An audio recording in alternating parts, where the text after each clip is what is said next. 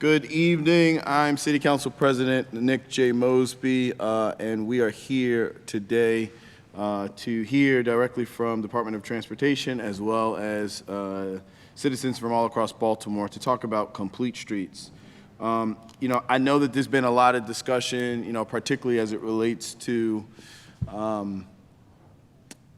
community concern specific to bike lanes. Obviously, complete streets entails much more than bike lanes, but I think a lot of the concern from the community has come specific to bike lanes. I want to say that because I think it's really important that when we talk about bike lanes and we talk about the impact of bike lanes to communities, obviously anything that the city does, city services, or any change or reconfiguration like a road, obviously the community should partake in the process and have a seat at the table. So Department of Transportation is here today to kind of go over where we are from a complete streets perspective, any goals that were set prior, kind of where we are in those plans, and then more importantly, kind of talk about any projects moving forward, just to, again, to start the dialogue in a very public forum.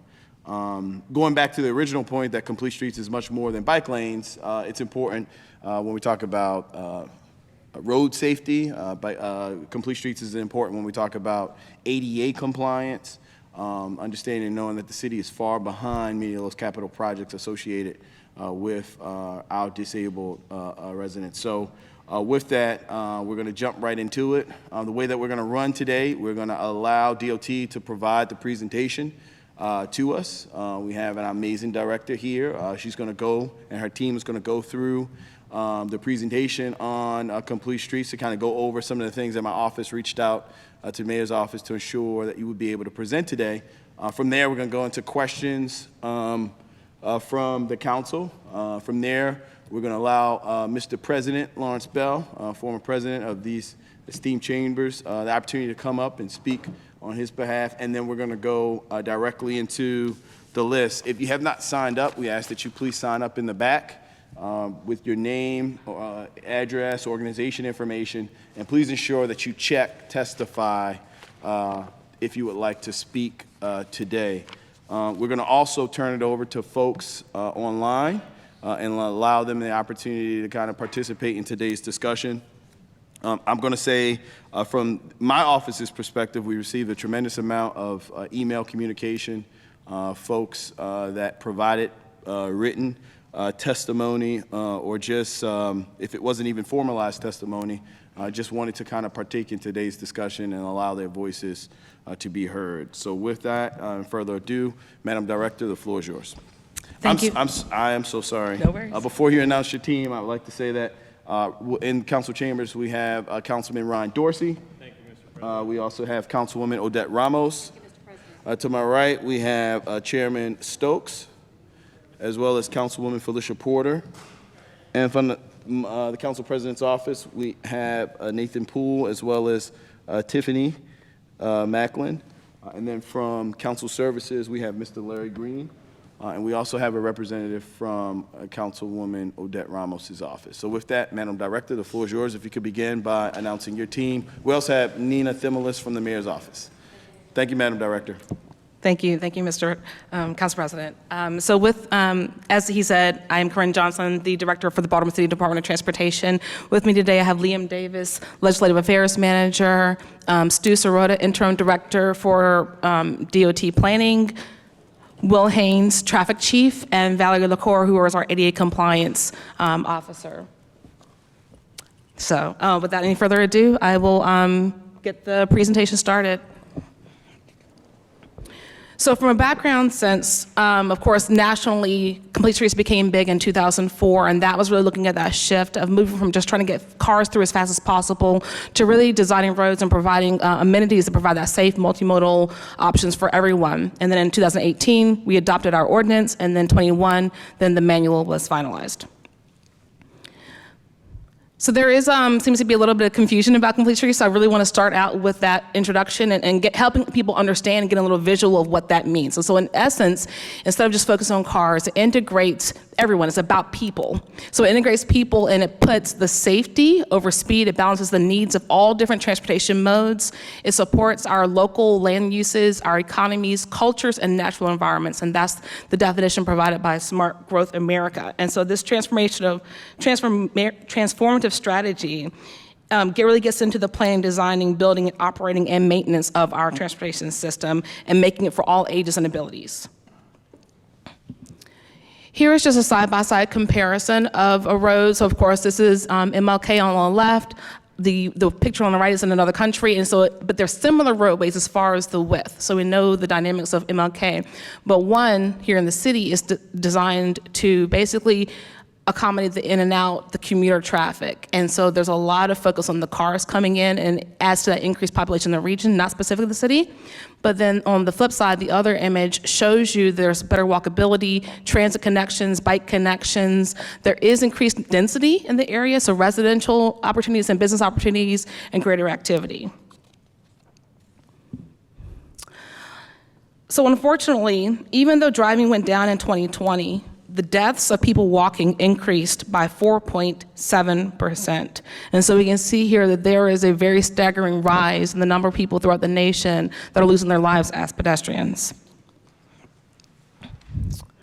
Furthermore, when we talk about speed is very critical in the serious injuries and whether or not someone lives or dies when they are hit by a car.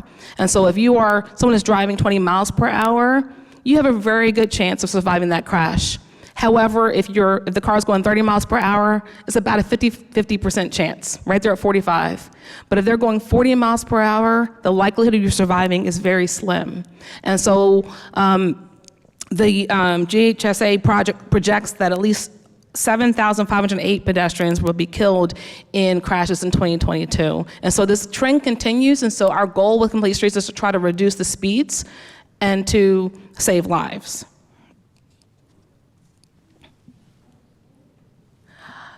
So let's talk about why it matters. Again, we talk about safety. So we have here an image for Mr. Wayne Richardson, who was killed in July 2019. He was struck and killed by a hit-and-run driver on East Madison Street while riding home from his cousin's repast. He left behind a disabled son from whom Wayne was the primary caretaker. And then we have an image from Mr. Edgar Draper, who was also killed in November 2021. Now, in this location, we actually have worked and made improvements from a complete street standpoint, but those protected amenities were not there to help with reduce the speeds and save their lives. It also matters because of the Americans with Disabilities Act. The ADA aims to open doors to full participation by providing opportunities for people with disabilities. Essentially, it provides social equity. Transportation fundamentally serves accessibility and mobility. It removes barriers. It allows people with disabilities to travel no matter their ability. And in fact, many persons with disabilities are not able to drive, and instead they rely on transit. They rely on the pedestrian corridors for mobility. And so Complete Streets has ADA woven throughout it. And for example, here throughout Baltimore City, we have permits where we provide micromobility options, and we require that the permit vendor provides adaptive vehicles. So this is just an example of an adaptive vehicle that can be attached to a wheelchair to allow those in a wheelchair to have that independence and mobility, despite not having a car. Hitting on ADA a little bit more, the transition plan is currently under development. We had a public meeting on October 18th, and the 30-day comment period is open. And in fact, key themes, again, from the public, this is not what we relayed, but this is what we heard from that meeting, is that people need access to those destinations, to employment, medical, financial, grocery, and recreation, that there is a strong emphasis on neighborhood connectivity and transit access, that they are seeking improvements in pedestrian signals, especially at very complex intersections, to ensure their safety. They want us to understand where disabled residents live, and they have concerns about obstructions on sidewalks that impact travel for people with many disabilities. And so moving forward, updated city standards and details will be available for public comment in November, and we have another public meeting scheduled for April 24. It matters because of equity and costs. Car ownership in Baltimore is very frequently seen as a necessity. Going with the stats from the US Bureau of Labor Statistics, Baltimore area households in 21 to 22 spend 17.6% of its budget on transportation, which over 95% is to the buying and maintaining of that private vehicle. 13% is going towards food, and 31.7% is going towards housing. Unfortunately, some people that have lower incomes are having to choose between transportation and food or other necessities. Now, the next stat is really critical. 27% of Baltimore City residents do not have access to a personal vehicle, and in some areas that's almost 60%, as high as 59%. Whereas the national average is 8.6%. So it shows there is a critical need for our residents to have alternative transportation access. So looking at all of the safety concerns and the transportation access needs, this depicts the modal hierarchy. And so what we're looking at is trying to ensure that those people that are most vulnerable on our roads and our sidewalks are protected in a crash. Myself, recently I was in a crash. Someone hit me about 35 miles per hour. I walked away without any injuries. But had I been hit, someone going 35 miles per hour, I may not have been here today. And so this hierarchy talks about walking being number 1, cycling, public transit, and micromobility 2, taxi, commercial transit, shared vehicles 3rd, and then the individual single occupant vehicles is 4th. Now, it doesn't mean that they're not important, but it's saying that when we're designing the roadways, we're considering the safety mechanisms we put into place to protect those people who are walking, and so on and so forth. These are our fundamental guiding principles woven into the Complete Streets manual, that we address safety first, that is accessible for everyone, that we improve mobility, we ensure equity, we reflect Baltimore's unique communities. And some of that you see here are where when we're making certain design changes, we're getting the input and letting some artwork and things live out through the designs. And lastly, that it be sustainable. So here I would just like to show a quick video of where we have some recognizing, say, bike infrastructure in place, but it's not just for bicyclists. There are many different people using this facility. So we have the motorized wheelchairs, the scooters, bicyclists, of course, but there's a whole varying degree of people using this facility. And additionally, the green paint that is there brings additional awareness to motorists that are traveling through there, so that they can look out for anyone in that crosswalk area and yield.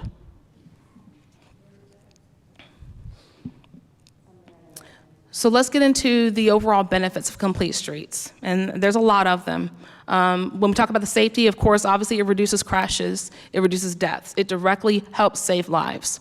There are reduced collision and injury costs from all of the damage and the insurance and other things that go into that you've got to deal with when you have a crash. Overall, there's lower emissions if we're able to get more cars off the roadway. There's improved health, both physical health, the air quality is associated with that. Increased employment opportunities. A lot of times transportation is a limiter to the jobs that people can go for. And so if they have better access to transportation, reliable access, then they can explore and look at other opportunities. It creates shared experiences when you're walking, biking, or using transit.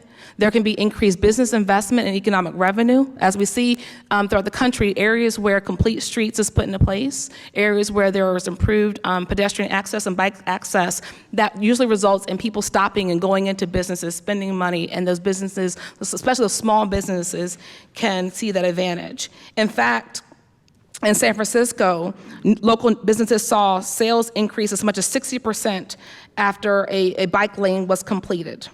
Homes in the Chicago area within a half mile of a metro station sold for $36,000 more than other homes that didn't have that access. From an American Heart Association standpoint, the health benefits are staggering because a lot of our kids and teens are obese or overweight. With the unhealthy weight, it leads to higher risk prediabetes, high cholesterol, high blood pressure, and other health issues. But having those dedicated spaces for bicycling and walking helps kids and adults be active and gain independence. Overall, it helps with the quality of life, of course, lower costs for transportation, and I touched on the increased property values. So this is just an image from the Federal Highway Administration, and so they are working towards 0 serious injuries and 0 deaths on our roadways. In 21, Congress directed Federal Highway to focus on complete streets and start initiatives to improve safety. And with this shift, Federal Highway has numerous funding opportunities focused on addressing safety, equity, and accessibility for all road users. And many of these, Baltimore City DOT has won both independently or in partnership with MDOT MTA, such as the Highway Safety Improvement Program, Transportation Alternatives, RAISE, Safe Streets for All, and Reconnecting Communities grants. We're talking about competitive grant programs in the billions of accessible money for our great city. Here's an example of a before and after along Harford Road. This was from Echodale to White Avenue and installed in 2019. It has one lane in each direction with center turn lanes, shorter pedestrian crossings, bike lanes, and painted bump outs. Since this implementation, we have seen a 40% reduction in the average annual crashes, and also a 24% reduction in average annual injury related to crashes. Again, safety.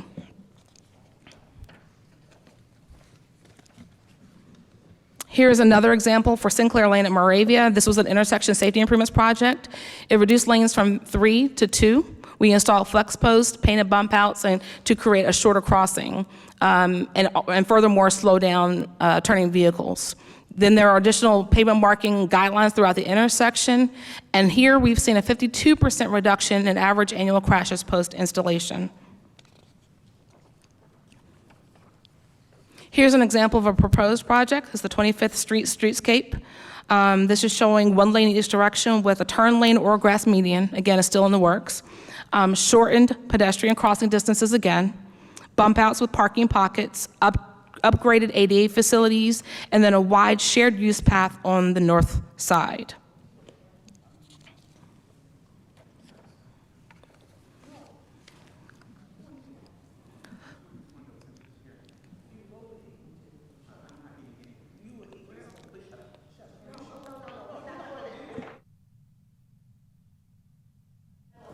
Please, if we could focus on the presentation that DOT is giving at the moment.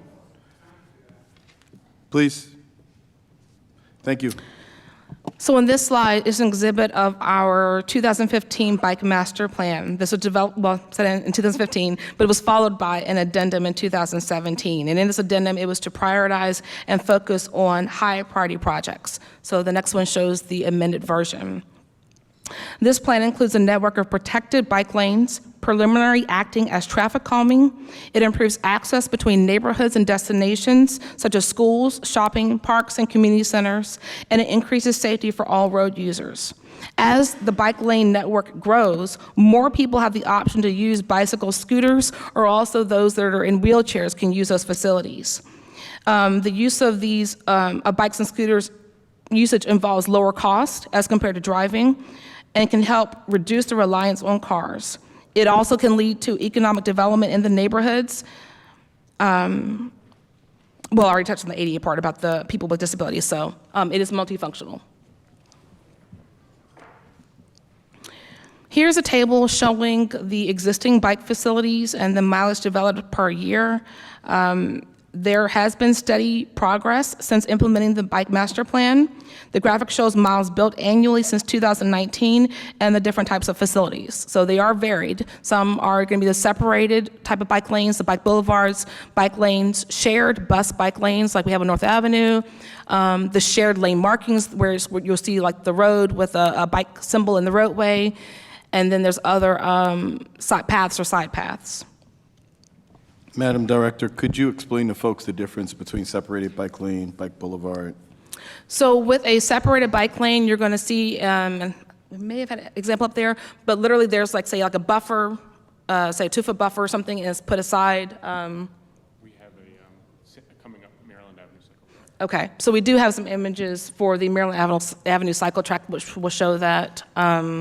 Do you want me to try to talk through it now or wait till I get a little bit later where there are some pictures? You can just quickly run over the difference while they see the stats. So difference between Okay. separated boulevard and just bike lane. Okay, so a lot of times what people are familiar with is, say, with a bike lane where you have the travel lane, there's a stripe lane to your right, and then there's the curb. And so that width might be 4 or 5 feet right there along the curb line. That's considered more of your bike lane.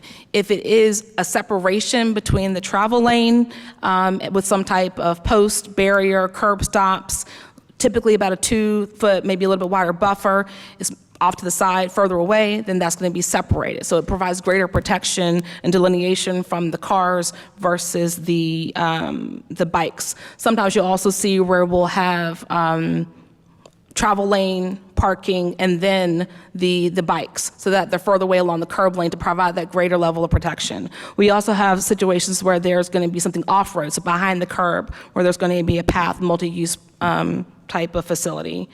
Did I hit all that? Okay, I think I hit on everything there. Was there anything else to add? Okay.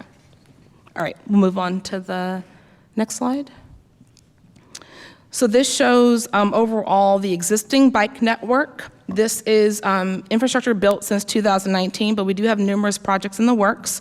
It's color-coded, so and this can be viewed if you go onto our website. You can pull this up and get this in greater view. But the different color codes, the green is, and I know it's small, but the green is the separated bike lanes, the bike boulevards, and the pinkish color, the blue, the bike lanes, the shared bus bike lanes in the orange. Yellow is where there are certain types of lane markings and signage, and then we have side paths.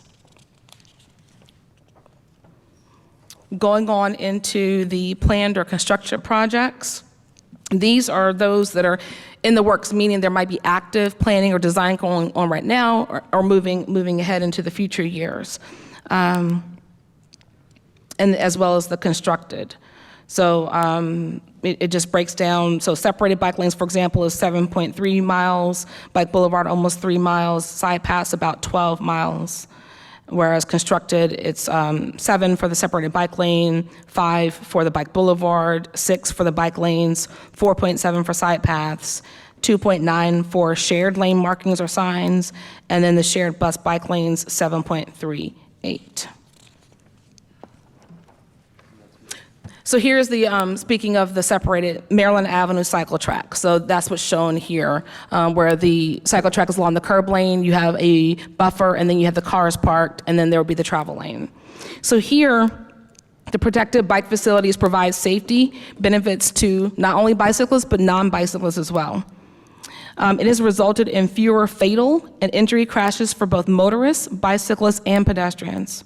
The crash reductions along Maryland Avenue counter-observed increases in crashes nationwide. So what I mean is that although there were crashes throughout the nation that were increasing, because we had the complete streets elements in place here, it was able to safely control the speeds, and therefore we did not see those increases in crashes like everyone else did.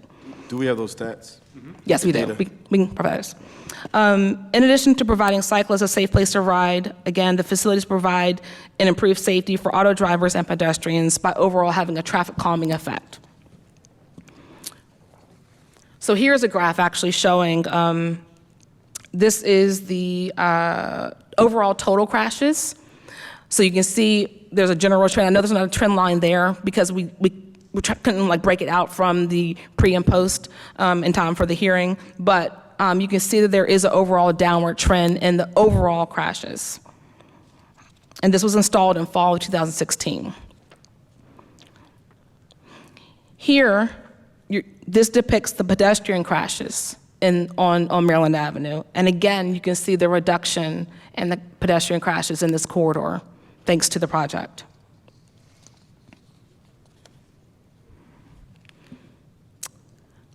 This one depicts the serious injuries. Again, the downward trend is very visible here. All right, so we talked about all the components to complete streets, and one major part of that is our bus and our transit. And so this is a slide here. This is directly from MDOT-MTA's page, so I'm not going to go into a lot of details, but just to show you that in collaboration with MTA, they are putting in extensive transit improvements to help create access, greater access, and other transportation alternatives. This shows additional bus stops and shelters that are a part of their project, wayfinding, dedicated bus lanes, bike parking. They going in and putting additional bike parking and have the bike racks on the buses, and then the War Memorial Transit Hub. The purple lines depict ongoing MTA projects, and then the rest of the areas on the map show other projects, hubs, and things like that that are in the works. So if anyone did want more information about these projects, they could visit M.MTA's website. In general, the benefits, and again, this is not just me, this is documented from other projects throughout the nation. There are great benefits to communities where Complete Streets is implemented. The increased use of transit and micromobility results in fewer cars on the roadway. The traffic calming helps to reduce dangerous speeds. And even though we're focused on Complete Streets right now, I can say as an agency, probably the biggest thing that I get requests for is traffic calming. People are concerned about speeds. They're concerned about their children in the yard or walking to school and getting hit, or their vehicles getting crashed into because people are driving around the corners too fast, or homes are being crashed into. So this directly helps to reduce those speeds and increase the safety and counteract those concerns raised by the communities. So I hit on that. The lower crash risk leads to less personal and property damage. Overall, the communities are safer, more livable, especially for children. When people are out moving about, walking, riding their bikes, there is more socialization and an increased activity to support small businesses. It's easier for people to be in cars and drive by and not stop. I said, one day I'm gonna stop at that new restaurant, and you keep going. But if you are out there walking or riding a bike, you are more inclined to go in and visit those businesses. And then from an environmental standpoint, there's better air quality, less vehicle noise, and overall lower CO2 emissions. And so to the last slide, community engagement. So changing the way our public right-of-way is utilized after decades of largely prioritizing single occupancy vehicles has been a big endeavor. The one thing I want to acknowledge is that when the ordinance and then the manual came out, unfortunately it came out right in the midst of the pandemic. And so everything kind of got shifted, and so the engagement process wasn't really the ideal way that we would have liked to go forward. So it was very much hybrid for a long time there, and then now we've since resumed, not hybrid, virtual, and we've now since resumed having hybrid, both in-person and virtual meetings, but the community engagement needs to be stronger there overall so people understand what the program is and the goals behind it. I'm sorry, what? Updated slide includes the commitments for next year. Oh, got it. Thank you very much. Appreciate that. So I have an updated slide. Okay, so yeah, we, as a part of the federal program I touched on before, there's a Safe Streets for All federal grant process. So we previously applied for a grant to do a safety action plan, and we won that one. And we've also applied for another grant to do a very robust community education, engagement, and understanding plan to help with the understanding and implementation of Complete Streets. And so we are anxiously waiting to hear about the award for that, but that will provide widespread education on the program. Over the next year, DOT will host in-person open houses to educate the public on Complete Streets, continue to engage communities on upcoming roadway reconfiguration.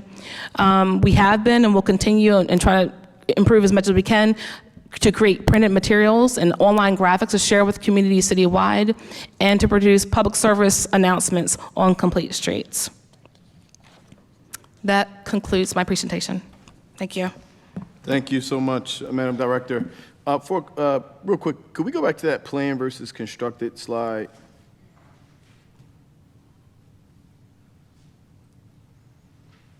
Yeah. So say, for instance, the bike boulevard, like 3 miles were planned and 5.3 was constructed.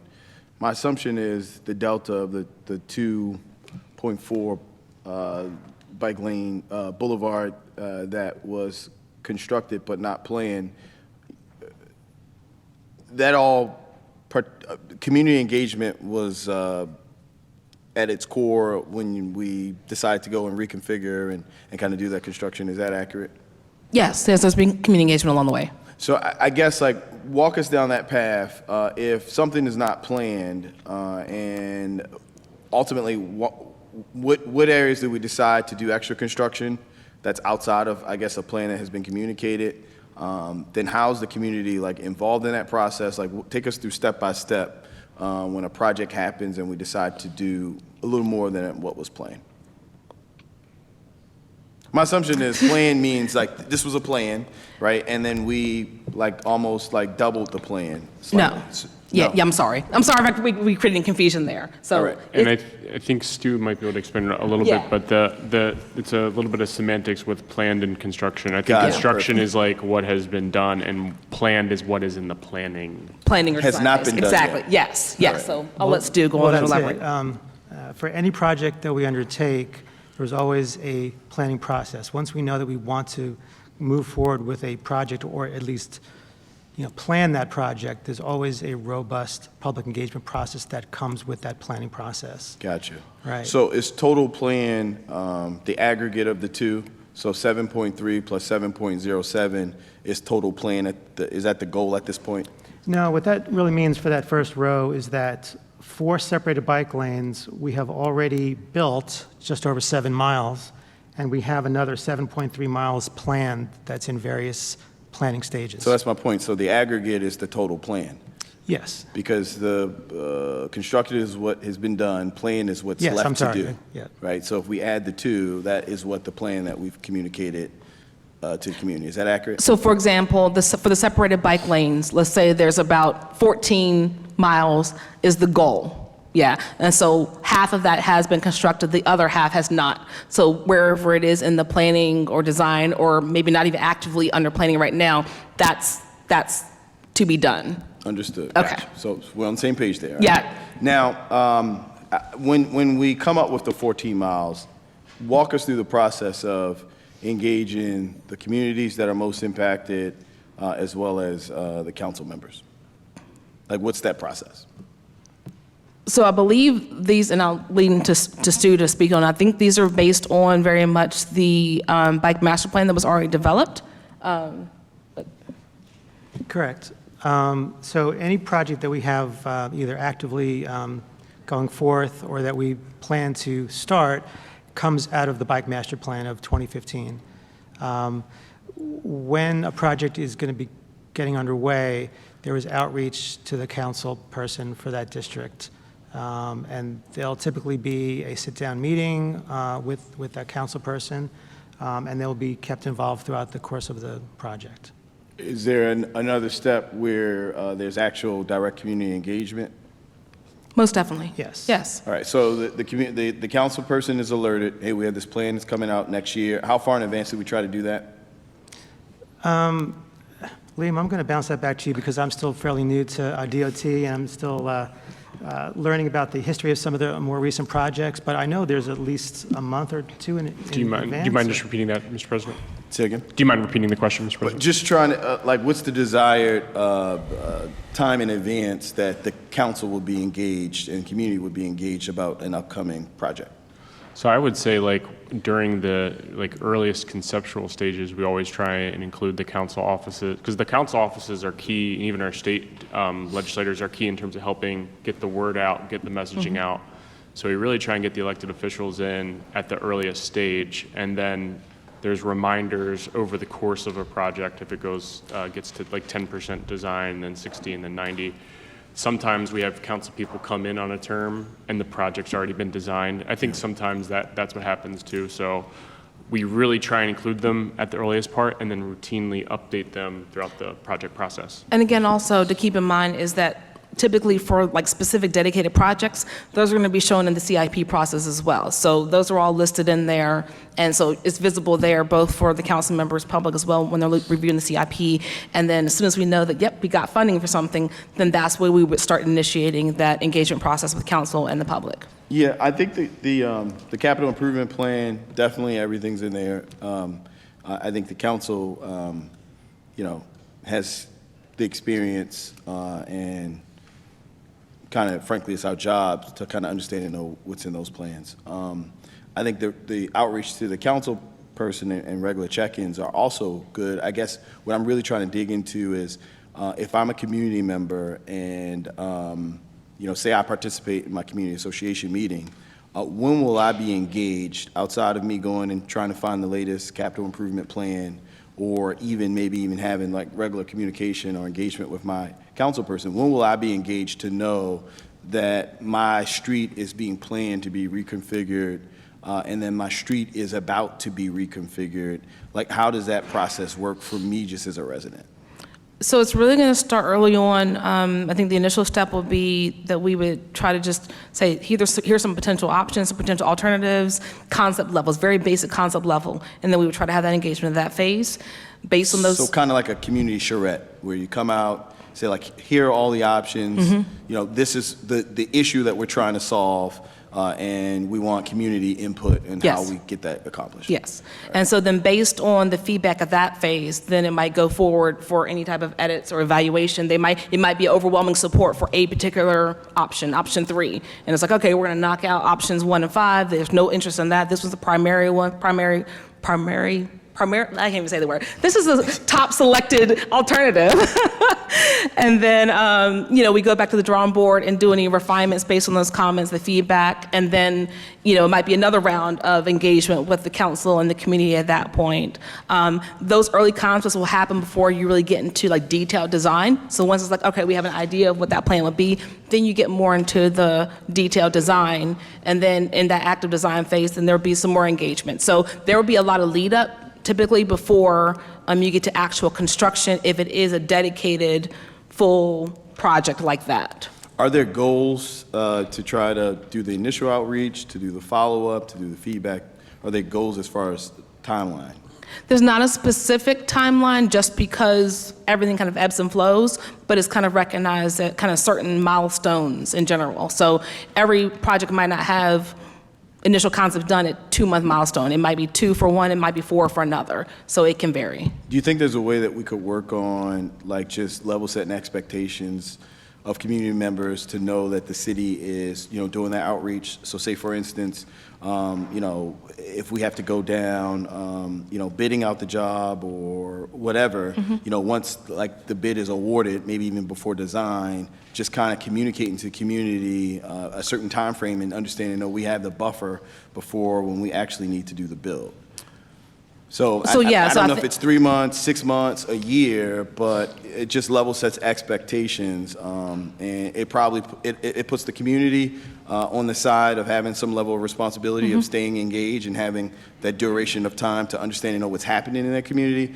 But it also puts DOT on the hook to ensure that the appropriate communication is going out, and if not, the council member is able to then kind of interject themselves in the process and ensure that the appropriate communication is happening. Yeah, I think it would be realistic from a milestone standpoint. Typical type projects. So some of the projects are going to require more frequent, more robust engagement, and then others aren't going to have a 1.5 year, 2 year timeline. Others will have a shorter timeline. So we could come up with something to kind of work in those different tiers, let's say, that could make it a little bit more clear information. Yeah, I see the benchmark for any project, whether it's like a large project or a smaller project, probably as it relates to when we come out of the award and we're going down the design phase, definitely some community engagement there, definitely stuff in between, but another huge benchmark is some buffer between when actual construction happens and the decisions are made on how it looks, right?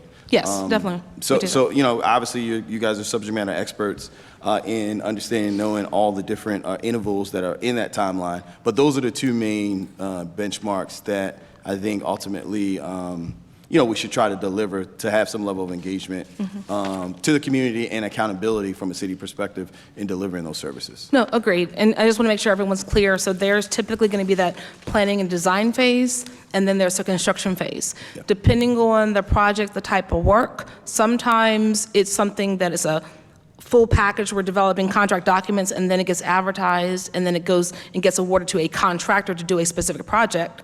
Other times it might be a little more minor, where it's something that might be done with in-house crews, or it's more of a resurfacing project that's already awarded, but then we're going through and kind of developing additional designs for that. So just saying, there's going to be a little bit different timelines depending on the type of the project, but definitely, I understand completely and have no problem doing some type of You could laid out develop timeline. a quick rubric. So again, council members understand and know, community members understand and know, then engagement is there. Yes. But then also the accountability on both ends is there.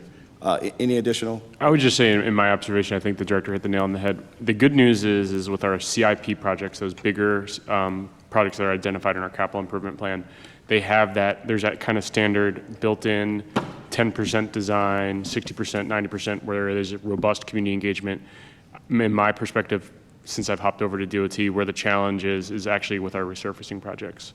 Those are projects that happen quicker, and it's identified in the CIP as you're dropping like, $10 million into a bucket of money to do resurfacing for the whole city. They split it up in quadrants, but you're kind of identifying which road needs to be resurfaced and under complete streets. The projects are more complicated than they were 5-10 years ago. And I think that's what we're still working to finalize. Yes. So definitely interested in working with you. I guess we'll just put it down as kind of follow-up to see how we can kind of come up with, again, some level of interval that the community can understand and know to expect. I think the biggest thing that we're trying to solve and the crux of the matter is, and not saying that this has happened, the council's here to identify problems and then help develop solutions, right? So that's why we're here today. So, I can't be on one side or the other, but I think what some community members are frustrated about is this might be an extreme, but waking up and their roads are reconfigured, right? Obviously, that's an extreme example, but anything in between of ensuring that we provide all communication to them, not knowing what's going on, is what we're attempting to prevent to try to drive. The next set of questions I have is just around data. There's a lot of data that has been presented in the presentation. Truly appreciate it. Definitely appreciate the data that is specific to Baltimore. I'm wondering, like some of the initial slides, when we talk about safety, when we talk about improvements, when we talk about some of the national, I think it was 2 or 3 slides at the beginning, do we keep those same stats specific to Baltimore City? So there are, actually, Maryland as a whole, the Maryland State Highway Safety Office, kind of compiles crash data and all that. So they have that for every jurisdiction within the state, and it's there for Baltimore City. So usually there's like a lag. So I think right now, so we're in 23, so it might be 21 data is all, let's say, accurate. Gotcha. So there's a lag on the time frame.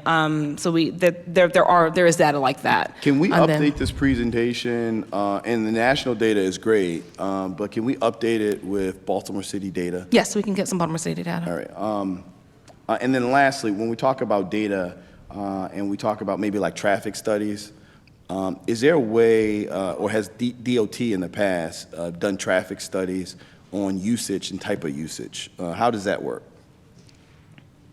So modal usage. So whether it's a pedestrian walking, meaning like, someone's touching the crosswalk to go across, or there's a strip in the bike lane to show that a bike is going past, or there's a strip in the driving lane, whether it's the cameras that are keeping track. Is there a way for us to see, like from a statistical analysis perspective, the usage of our roads?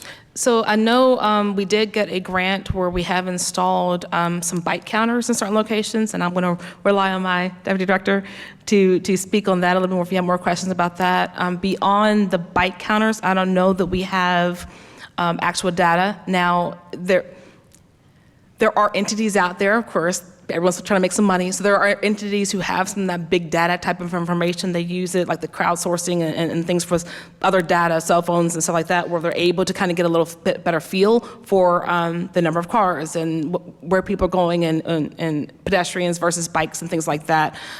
Of course, that has a certain associated cost to it to try to get to that level of granular data. But beyond the bike counters, I think that is it. Do you want to? Valerie has. Valerie, okay, I'm going to let Valerie chime in. She probably has some more information to share.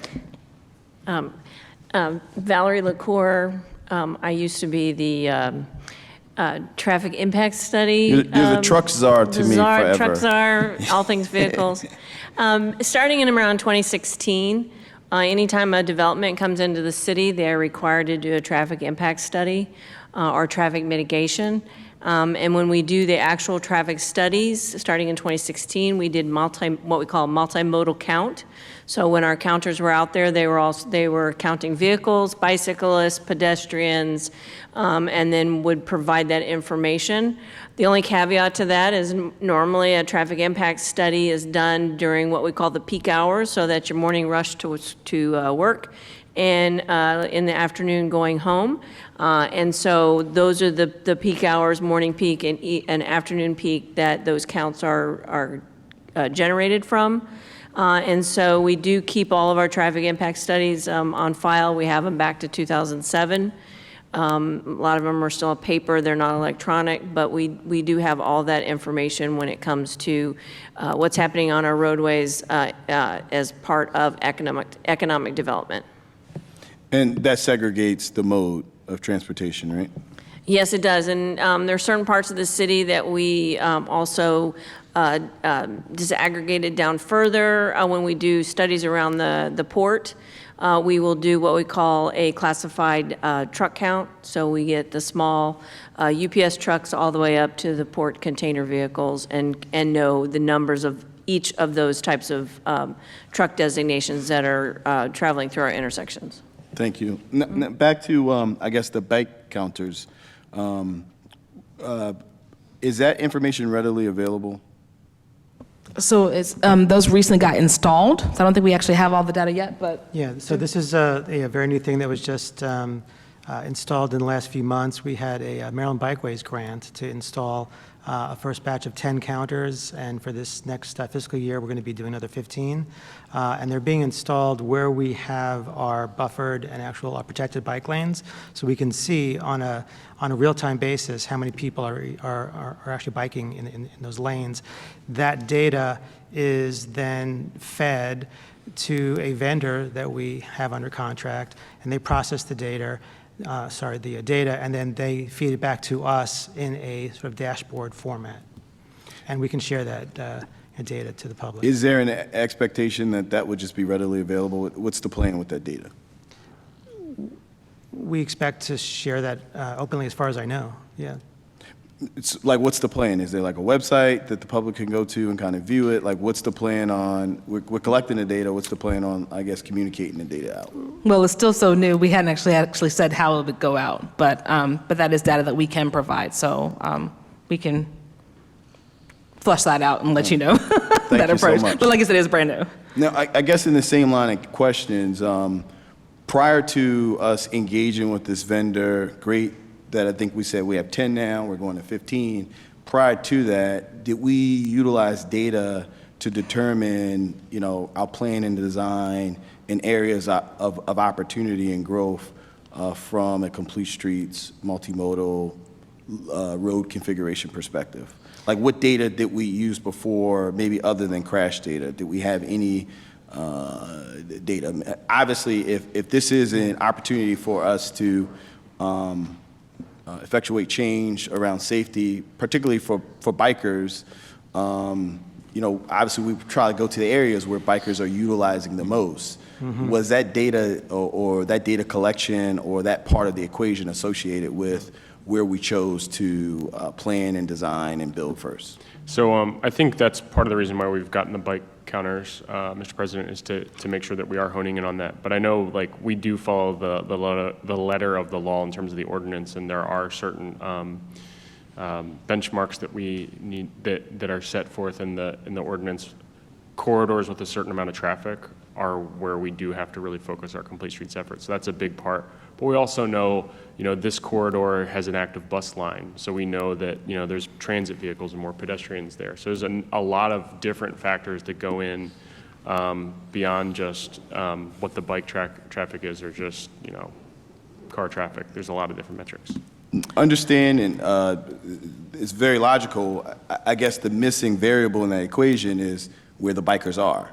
So if you take the letter of the law and the motivation behind the ordinance, and then couple that where we know folks are doing a lot of biking, to me, as relates to the goals that you laid out, it completely would, it shows some level of prioritization, but also some level of effectiveness associated with trying to complete the intention of the original bill.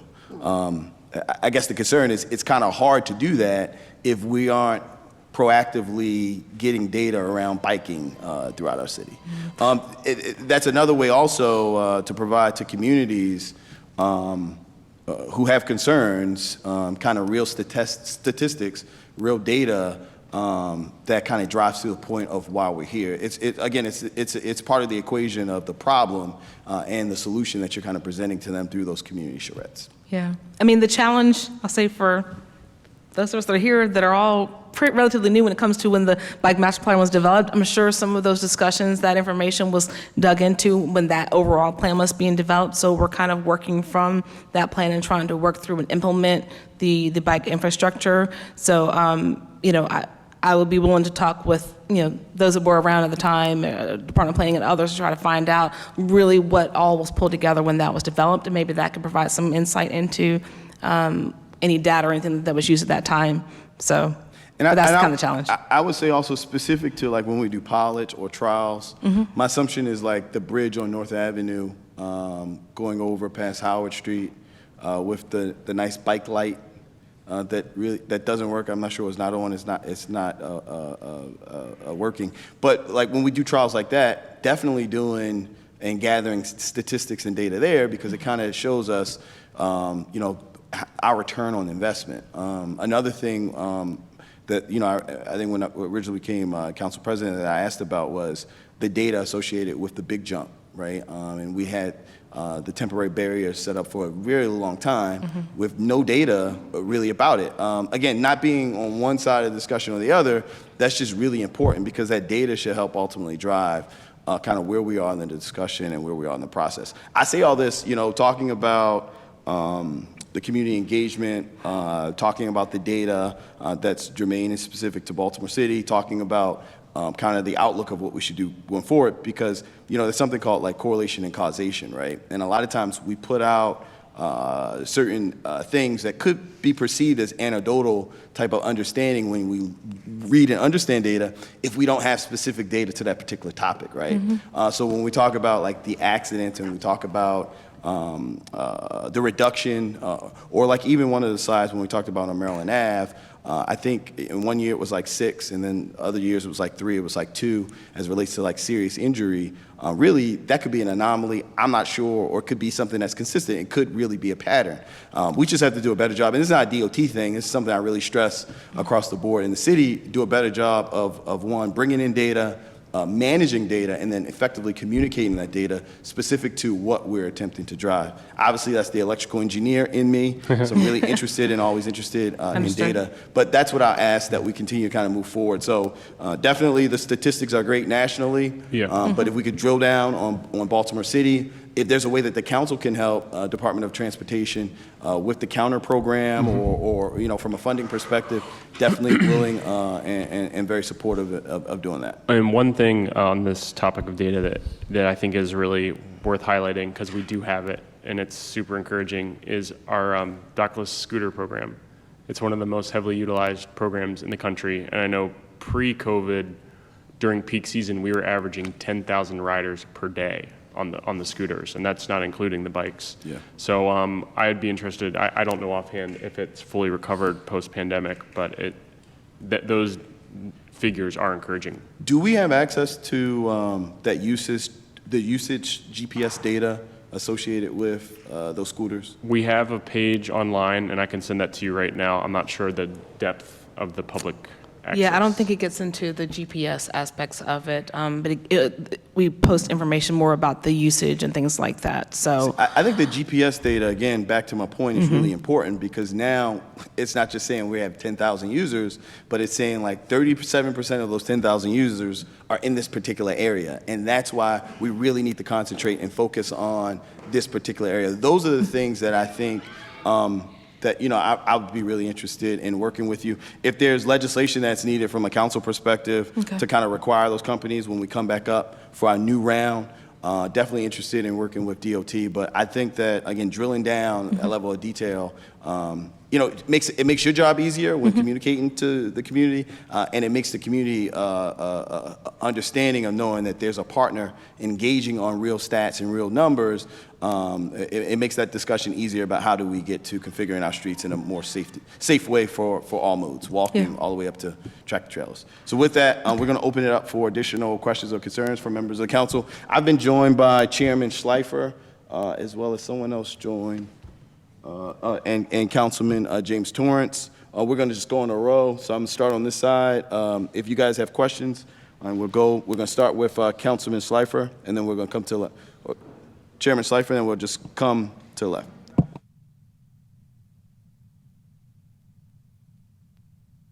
Thank you, Mr. President.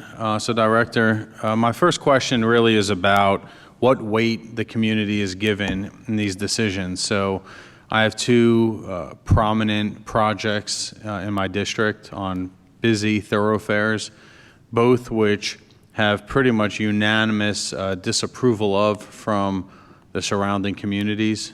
And so I just wanted to know what weight that plays in it, because when Complete Streets passed in 2018, if you rewind the tapes and go back to the hearings and stuff, the way it was communicated was that it was going to be a lens in which decisions are made, which of course we want all transportation, thought about, but it wasn't going to be a specific mandate that requires you to do certain things in certain places, even when it makes absolutely no sense.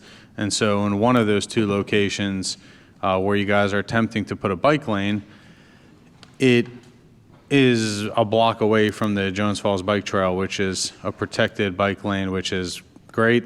It's a block away and takes you all the way from my district, the city-county line, all the way downtown. And so what weight does the community get, and what should their expectations be of getting responses from the agency on next steps?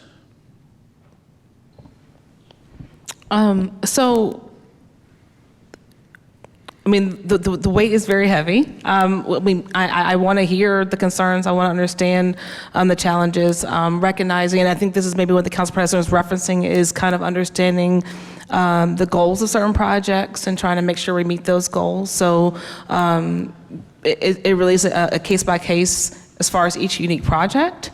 But I'm open to hearing the feedback. I don't know. Did you have something else to add? Yeah, and I think we're referring to Falls Road here, and the important thing, Falls Road and Park Heights, those are the two spots. Okay, I can reference Falls Road in the most detail, and the thing that I want to be clear on is it feels like every step of the way, even though I think sometimes the community has wanted an answer a little bit more quicker, the reality though is every step of the way, I feel like we have been listening to the feedback of the community and the stakeholders, and have made commitments that we followed through on. The original ask when I came to DOT in 2019 was for the study. We went forward with the study. Valerie here actually managed that study. We started it right before the pandemic and actually completed it during the pandemic. After the study recommended a CIP project. We went in and we did, that project is in the CIP, and we're actively banking money. And we've listened to feedback from the community in terms of what their desires are, and the project officially hasn't started yet. So once it starts and we have that kind of planning and design phase, that's going to be the opportunity for the community feedback. And one final thing I want to say is, it's an important part of this process, and it's industry best standard that I've learned since I've come to DOT, to provide the community multiple options so they can see, oh, this is what you guys meant. And I kind of equate it to the Goldilocks effect. This is too hot, this is too cold, this is just right. So I think the communities deserve that during the project process. So on that location, and I read the studies that were conducted there. I mean, it's clear it's a failing intersection, has major capacity issues because there's not a 83 exit further up, so everybody from the county comes down. It's completely gridlocked. The road is too thin as it is. removing a lane of traffic would take that intersection from failing to making the entire area and region over there completely failing by removing even more capacity that's there.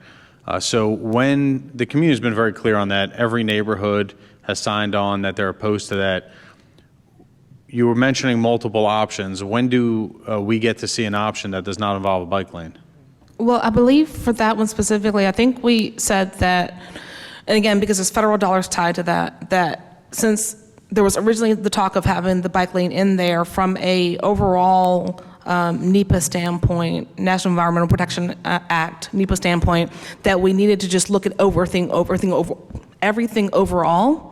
But that we committed to phasing it out. So we said phase one, we will focus on those intersection improvements. So phase one was not gonna be including bike facilities, things like that, that we were gonna focus on those true safety concerns of the community.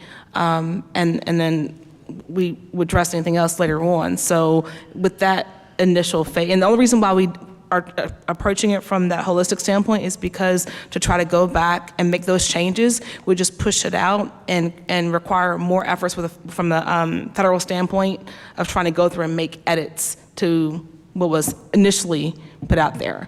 But we're working with the state and the feds to kind of get that concurrence to then just focus on phase one.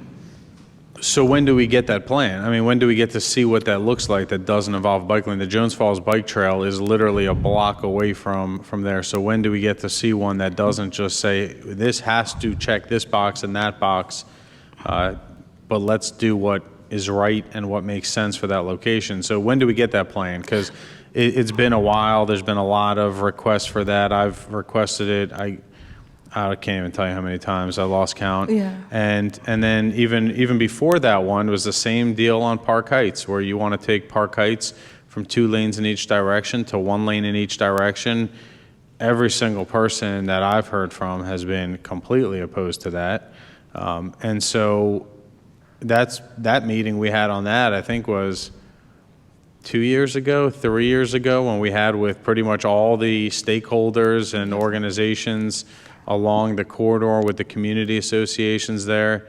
Everybody was clear on the same thing. And so when do we get that, when do we get the plan back that doesn't do it the way that whatever engineers you have working on it think that it should be done? So because of the phased approach, so one, the design is getting ready to get started. So we don't have design plans or anything like that to even show to anyone. The phase one that we've committed. For which location, Falls for or the Park Heights? Falls. Okay. So with that phase one for Falls, we're really focused on the intersection safety improvements. So we're going to get a plan back on the Falls Road one that doesn't involve bike lanes? Yeah, it's literally just focused on those intersection improvements. So those design plans will be that. We're not even at phase two, so I can't give you a timeline to say when you can get that because we're not even working on designing that right now. I appreciate that. So when can we expect the phase one? When can we see a drawing of what that looks like? The project, it hasn't, like I think we'll have a better idea because we have the meeting with the community scheduled for November 16th to follow up with them. But the project, like it has to start, and we need our tech division because this intersection or this area from the on-ramps, off-ramps of 83 to Falls Road on Northern Parkway, it's impacting interstate highway. There's additional steps that we have to go through with Federal Highway Administration. And as we get through that, we'll roll out that engagement process and that planning process. So by November 16th, we will know when we will have an image or a draft of the drawing? I think we'll be able to provide like a ballpark timeline.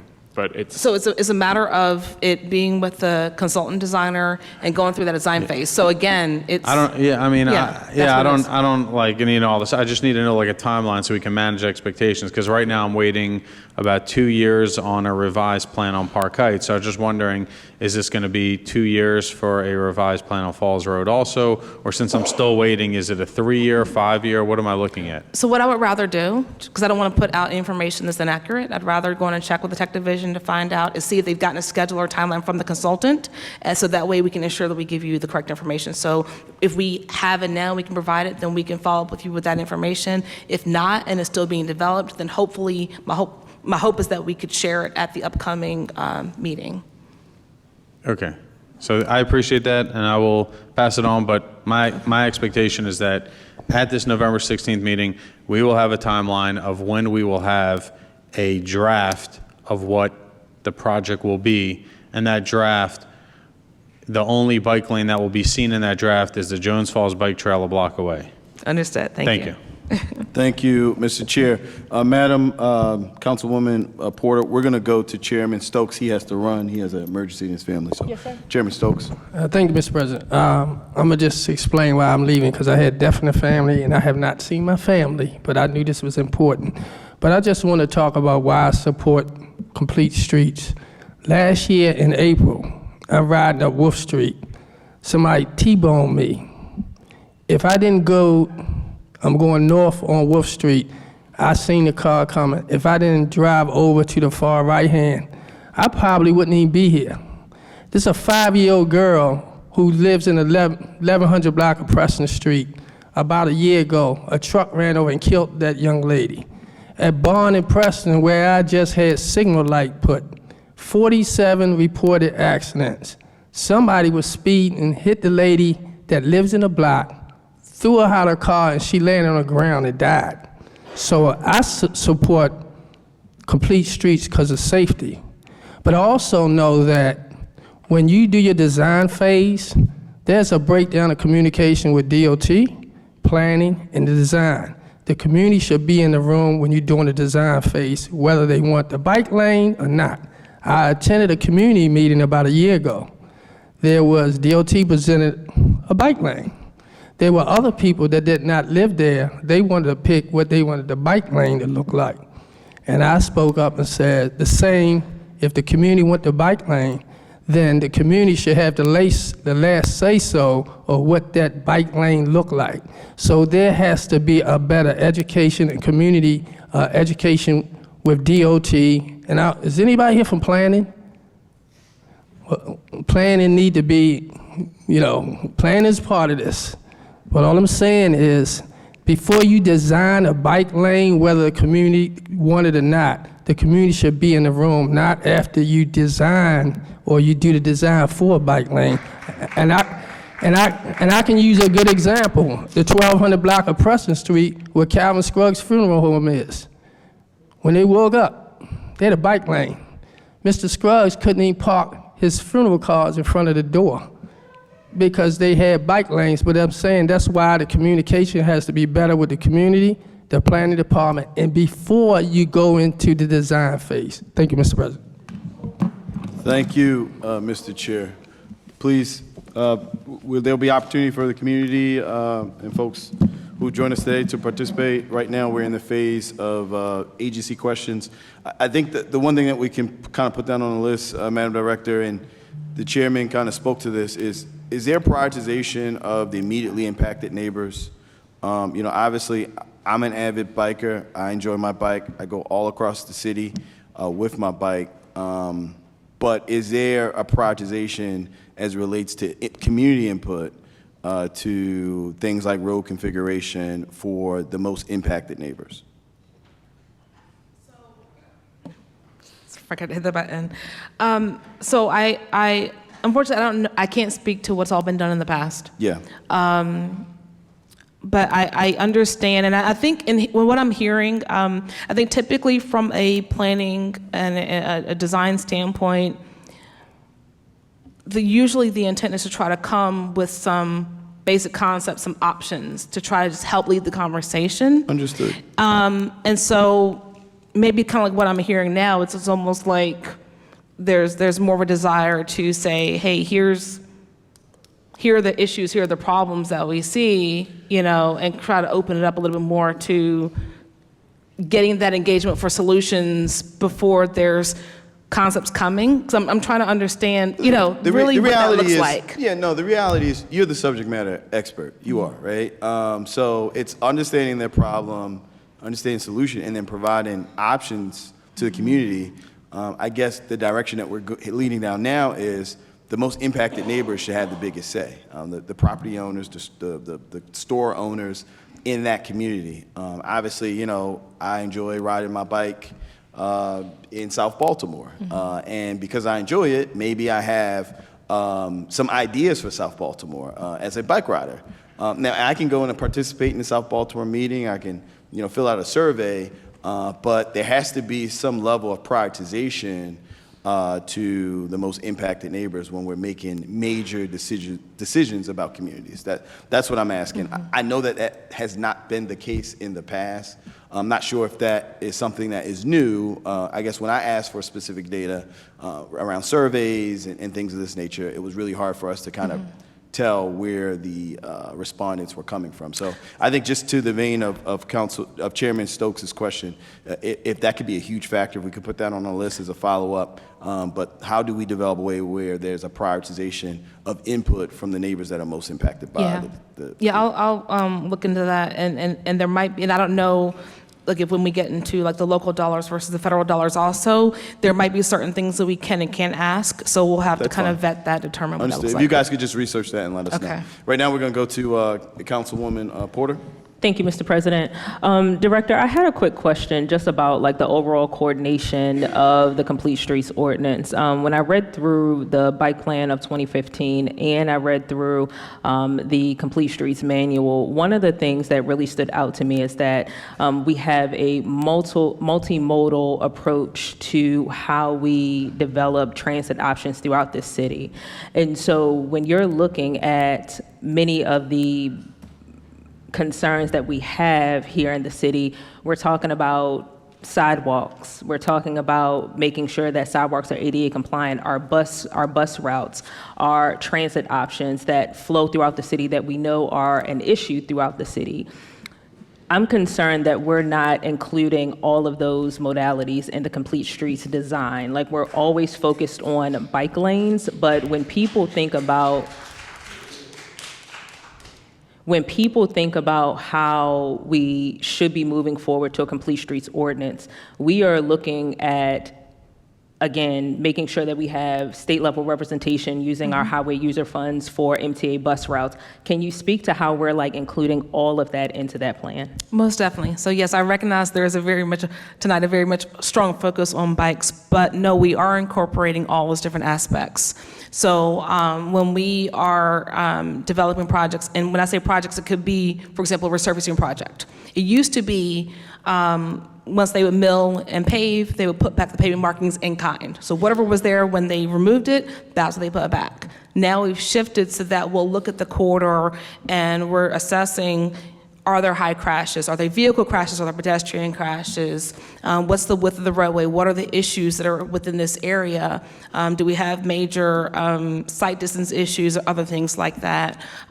Do we need to have better access for a bus stop or something along the corridor? So all those things are put into that evaluation within our traffic division. And then that's what kind of helps to lead us in the design. And so we, of course, are including ADA ramps. We're including crosswalks. A lot of times you might see throughout the city where we're creating those bump outs. So if it is, say, a 2-lane road and there's parking on both sides, when you get to the intersections, then there might be the bump out pavement, and that was some of what was shown in the presentation, where there's paint and flex posts or something like that, so that in essence, you're shortening up the parking area a little bit, but you're essentially creating a buffer to shorten up that crossing for pedestrians, and when cars are turning, they're slowing down more. And so there's a lower likelihood of someone hitting a pedestrian in the crosswalk at a high speed. If it is an area, now every single location, we're not saying, oh, we have to put in bikes, because physically, from a geometric standpoint, that might not be realistic.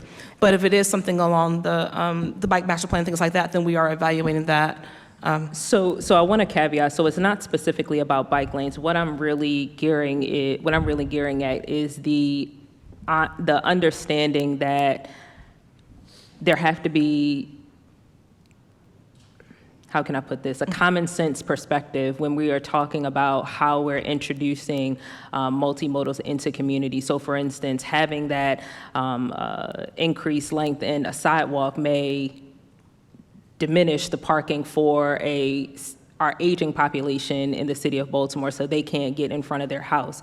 Subsequently, that may impede emergency vehicles from going down the street. So it's not just specifically geared towards bike lanes. I'm looking at the total aspects of how we are doing transit in the city of Baltimore, particularly in the communities that I represent in South Baltimore. We have 1 or 2 bike lanes. However, the data that's presented in the 2015 Bike Master Plan indicates that there are not enough cars in South Baltimore, but we still only have 2 bus lines in South Baltimore. So what I'm saying is that I really want to press upon the agency to think broader and think deeper in how we are utilizing our multimodals throughout this city. It should not be a conversation of, just what's in the immediate and now. We have to think deeper, because as we go forward to the next 15 to 20 to 30 years, as we've seen in other cities, there's an opportunity for us to really reimagine how we do transit. And currently, right now, it's not really going in the direction that really speaks to the engagement from our community members, the emails and calls that we are getting to our office, and also kind of where we need to kind of push the city forward as far as making it accessible to get throughout all of the city, not just in our most concentrated areas. No, I know, at least in the recent years, we've developed a very strong relationship with MDOT and looking at the transit improvements. There's very regular coordination between my planning team and them. Anytime we have DOT projects, we're also looking at those transit aspects. That's also integrated in everything that Valerie's doing in all of our ADA efforts as well. The thing is, that's the benefit when we are using more of those temporary materials, so pavement marking, flex posts, curb stops, things like that. Those are removable and can be changed. So even if we say put any project today that has certain improvements in place, but then if MTA comes in and says, hey, we want to do this, we need this from a bus standpoint, then that can easily be removed. It's not like the concrete and things like that that's going to be more destructive to redo later on. So we kind of have those type of materials to give us that flexibility in the future. I also think, because a lot of the feedback we get from council offices and also from the public and community organizations, a lot of folks don't like the temporary nature of the flex posts and the paint. The thing that I hope people put in perspective is, now that the ordinance is under our belt a little bit now for a few years, and we're going to be seeing more and more projects that were planned from the beginning with the Complete Streets ordinance in mind. So you'll see more permanent hardscape streetscapes that are probably going to be more aesthetically pleasing, and they'll incorporate the traffic calming, and they'll incorporate the prioritization of transit and pedestrians. And I'm excited for folks to see the non-quick build Complete Streets projects. Thank you. Mr. President, I have one more question. Okay, please go ahead. Thank you. So the data that you all received, the surveys that you all, what was the age range in which the data was actually garnered?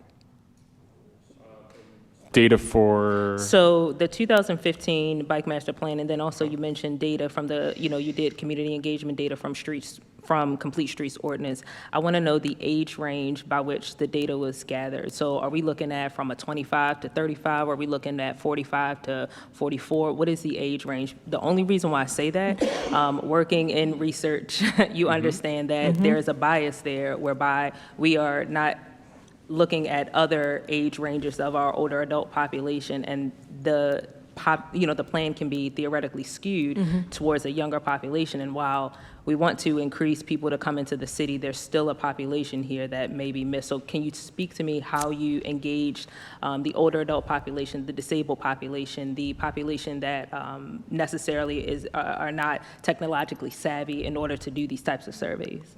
So we can't speak to the master plan, of course, just because we really weren't working on it. So I don't have those that information. We'd have to follow up and find out exactly if they have those demographics for the comments and everything.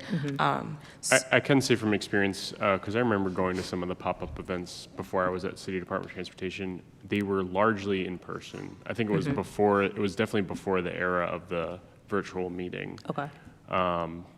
But I think, yeah, we can take a look at the report, break down the methodology. Yeah, if that would be appropriate, and this kind of follows up on the council president's point. Like, I don't know if this kind of, I don't want to put words into your mouth, Mr. President, but I am deeply concerned that we do not have that data readily available, and it was not presented here tonight to kind of supplement this presentation. If we are basing millions of dollars on a plan that is supposed to be moving forward into communities, we need to have that data readily available and available to the council people. Thank you. Thank you, Councilwoman Porter. Next up, Councilman Torrance. Thank you, Mr. Chair. Madam Director, I know we've had our internal leadership changes at DOT, and to just be frank, I'm happy that one of your deputies is gone. But the next question I have for you is more central to the planning division. The reason why I say that is because the division in which is responsible for this is still understaffed. Where are we in terms of the staffing for that division? Yes, so towards the end of last year, there were numerous vacancies that were created. We've taken a step back to look and assess really long-term what the vision is needed for that division. And so that's what we have done. Instead of it strictly being just a planning division with a few different planners, we're looking at planning from a strictly planning standpoint, more so in the bike planning, but then also transportation services. So that gets more into the transit, the micromobility, water taxi, and things like that. And so we have a structure where there's the in-depth focus there. We've hired a number of people, filled a lot of holes. I need Stu to give me the specifics of it, but in about a 6-month period, I believe there was at least 4 new people brought on board. within a 6-month period, we've gotten 4 new hires on board. And then there's still plans in the works to supplement and add an additional staff. So we are building up that area to really get in a better stance of supporting DOT's planning needs long-term. And as a committee request, can we get a report on the residency of those persons who were hired? Because this goes back to that same issue I had with 2 planners that I just wanted to make sure were city residents.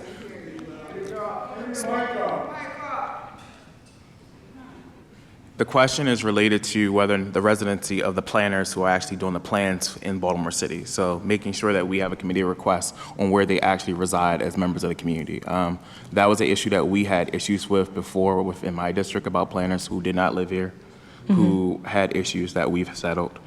The next question I have is a status on Campaign Zero. I have a number, I believe 4 intersections in the 7th district that have had the largest fatalities in the city.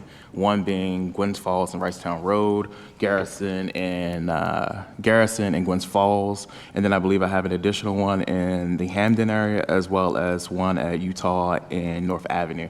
I just want to know where we are in terms of addressing the concerns at those intersections explicitly, because I do know at Utah and North Avenue we're getting new traffic lights because of the number of accidents we've had over there. I just want to know, as a committee request, where are we in terms of the planning for those in terms of capital spending? I didn't hear all the locations. Could you repeat the locations again, please? Yes, Utah and North Avenue, Gwynns Falls and Ricetown Road, Garrison and Ricetown Road, Garrison and Gwynns Falls, and then I forget the intersection that we have in the Medfield Hamden area. I believe it's 41st Street and Falls Road. All are needing new traffic signals. All are needing new traffic signals because of the number of accidents we had at those intersections. So I just want to know where the status is. If you guys could follow back up directly with the councilman for Yes, those we can 4 follow up with that. locations. We will. Yeah. Councilman, you could continue your question. Yes, I have one additional question, and this goes back to timeline and communications. I know in my district you guys have done door-to-door notifications. Are we doing that across council districts as well, is the question I have for you. So yes, I am aware of other projects that there has been door-to-door outreach. I think it might depend on the project and the phase of it, of when that occurs. But I know that we have done door-to-door in other locations. Thank you. And Councilman Dorsey?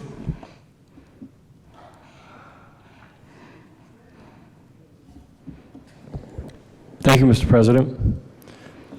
First of all, thank you, DOT, for a strong presentation. Thanks to everybody who's here also for interest in this subject that is, great concern to me as the lead sponsor to have introduced the Complete Streets Ordinance to the city, for all the advocacy and coalition building work that I participated in, along with many others, through robust community engagement back in 2017, 2018, and 2019, leading up to the bill and then its first phases of implementation. I want to thank the Council President for a great line of questioning and very thoughtful considerations about means to improve outcomes and pathways to outcomes. The director and staff here hear from me often about a great many things, but two of the things that the Council President touched on are things that the department has heard from me, and I'll just kind of lift up again for the President and for all of us, because what I was hearing is a couple of things. The timeline for delivery of the whole process of community engagement to bring projects from concept to completion is often and all too often condensed. And as I've discussed many times with the department, this comes as largely a result of contracting and annual systems where we're not determining which major tech, as engineering and construction division projects are going to be done each year until we get to that year, and the capacity to determine projects farther out in advance gives us a longer lead time to not just design them, but to entertain multiple designs for presentation and engage in more robust and earlier community engagement, so that we're not, say, deciding what projects we're going to resurface on arterial roads in April and May for a season that begins in April or May. And instead, we're determining those and beginning a community engagement, in, say, the fall of the next year, just after we've passed the annual budget, so that we can begin that engagement early enough that by April or May, we're not just determining the projects, but we have concluded a rigorous process of engagement over them. And the other thing that I heard from the Council President is something else that the department has heard from me is the need to formalize and document our expectations for community engagement. And as the director noted in her presentation, our process and timeline for adopting the Complete Streets Manual was really significantly disrupted by so many other things by the advent of COVID-19. We were at the point when COVID began where we were hiring and seeking to hire a robust team of people to do street-level work, to meet people who we otherwise wouldn't be bringing into the room, and to canvass different neighborhoods in the city in order to bring as many people into the room, because the Complete Streets Ordinance actually says that we must not just have community engagement standards, but that they must be able to measure and report on the degree to which we are gaining minority participation, and the ways in which we are accommodating people who are so often left out of planning processes and community engagement processes, and that we must conduct community engagement to hear from those people literally just on how to conduct community engagement, so that that is a part of writing those standards in the first place.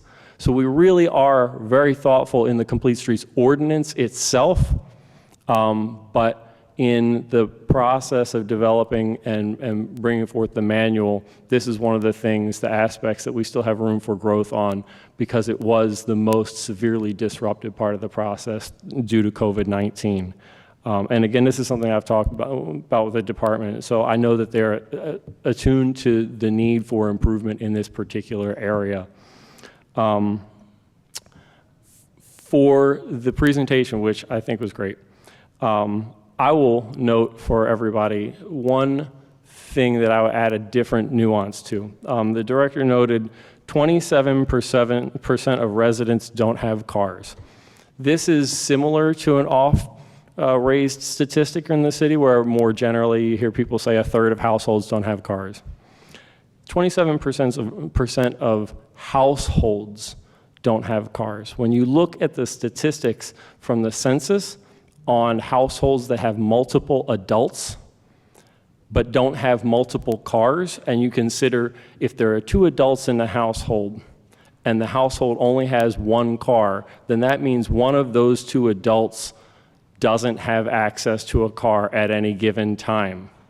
And when we look at that data in that critical kind of level, what we actually have is 50% of the people in Baltimore City do not have access to a car at any given time. That's half of the population does not and cannot rely on cars.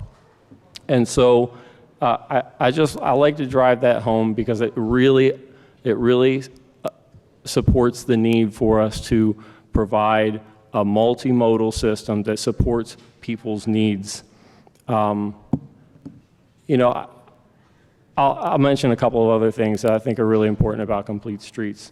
It's not just about safety. Safety is really important, but it's also about economic prosperity.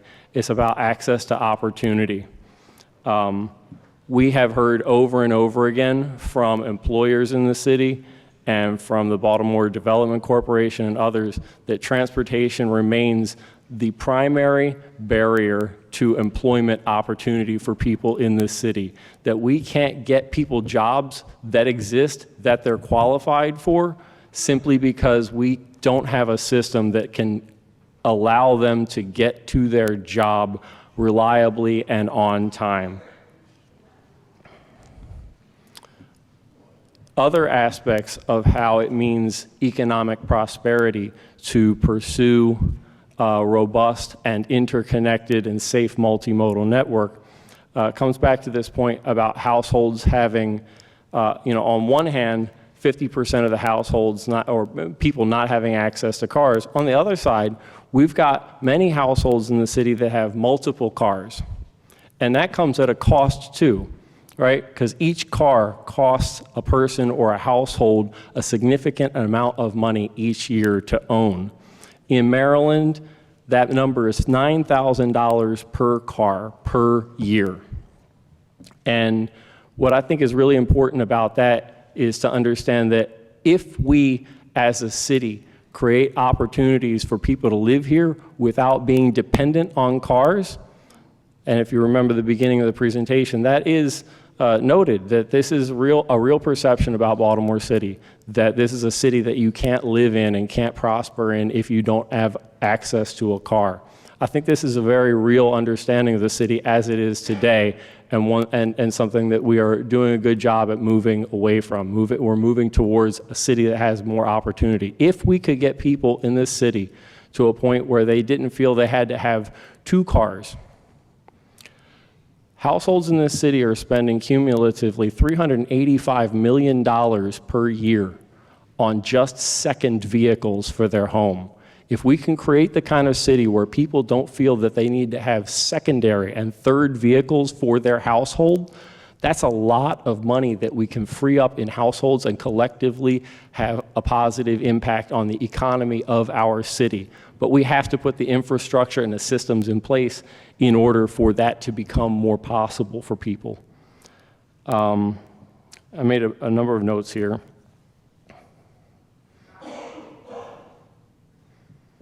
I'll just also note the importance of having an interconnected network, but also the respect for essentially hyper-local context, for listening to people who are the most directly impacted people in communities.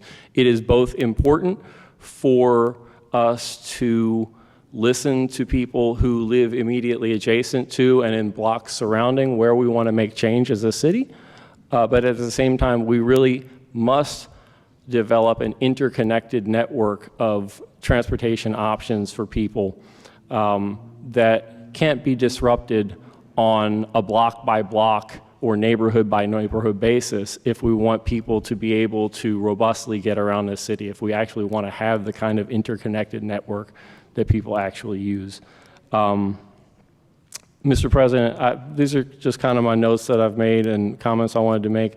The only other thing I wanted to add is, for the record, I wanted to, if possible, read the letter that was submitted by MDOT and the MTA, if you would allow.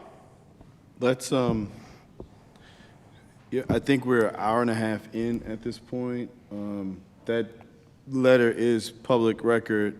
If we could go to community input next, can we come back to that letter? Or do you maybe pull out a couple points from the letter that you would like to highlight? I think that would be more effective at this moment. Thank you, Mr. President. Yeah, I guess I will just summarize it by saying that while I've noted the level of money that is tied up in secondary and tertiary cars per household and how we can free that money up in our economy and collectively prosper if we build out the systems that make that possible, while also freeing up individuals of those $7,000, $8,000, $9,000 a year per car, and giving people access to jobs, that these are part of a robust range of economic benefits to having the strong complete streets ordinance that we have today. And what the MTA and MDOT's letter essentially says is that by having this national best practices based complete streets ordinance in place, we become better eligible and more reliable in our applications as a city to be able to access tens and hundreds of millions of dollars of federal grants to make the kind of improvements that particularly low-income residents of Baltimore City need in order for the city's systems to work for their prosperity, and without which we cannot grow and improve as a city. And MDOT MTA very, very strongly supports the Complete Streets Ordinance as it is and dissuades any effort to alter it in any way. So thank you, Mr. President. Thank you, Mr. Councilman. Now we're going to turn it over to community. First, we're going to allow folks in the room who have signed up to testify. We're going to go in order. We're going to bump up the former president of the Baltimore City Council, Mr. Lawrence Bell. If you could come up first, and then we're going to go, please. Then we're going to, just real quick housekeeping notes, then we're going to go the order of the list, and then we'll turn it over to folks online. So, Mr. President, the floor is yours.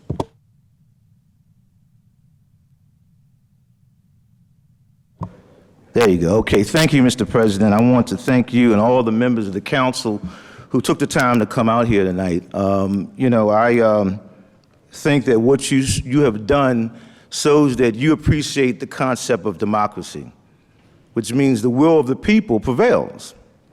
And I would say this before I get started, that I think that no one within the sound of my voice in this room, whether those who are watching this on cable, no one believes that if we did a scientific poll or study or survey, that the majority of the residents of Baltimore City are in favor of the draconian changes that have occurred to the streets all around Baltimore City.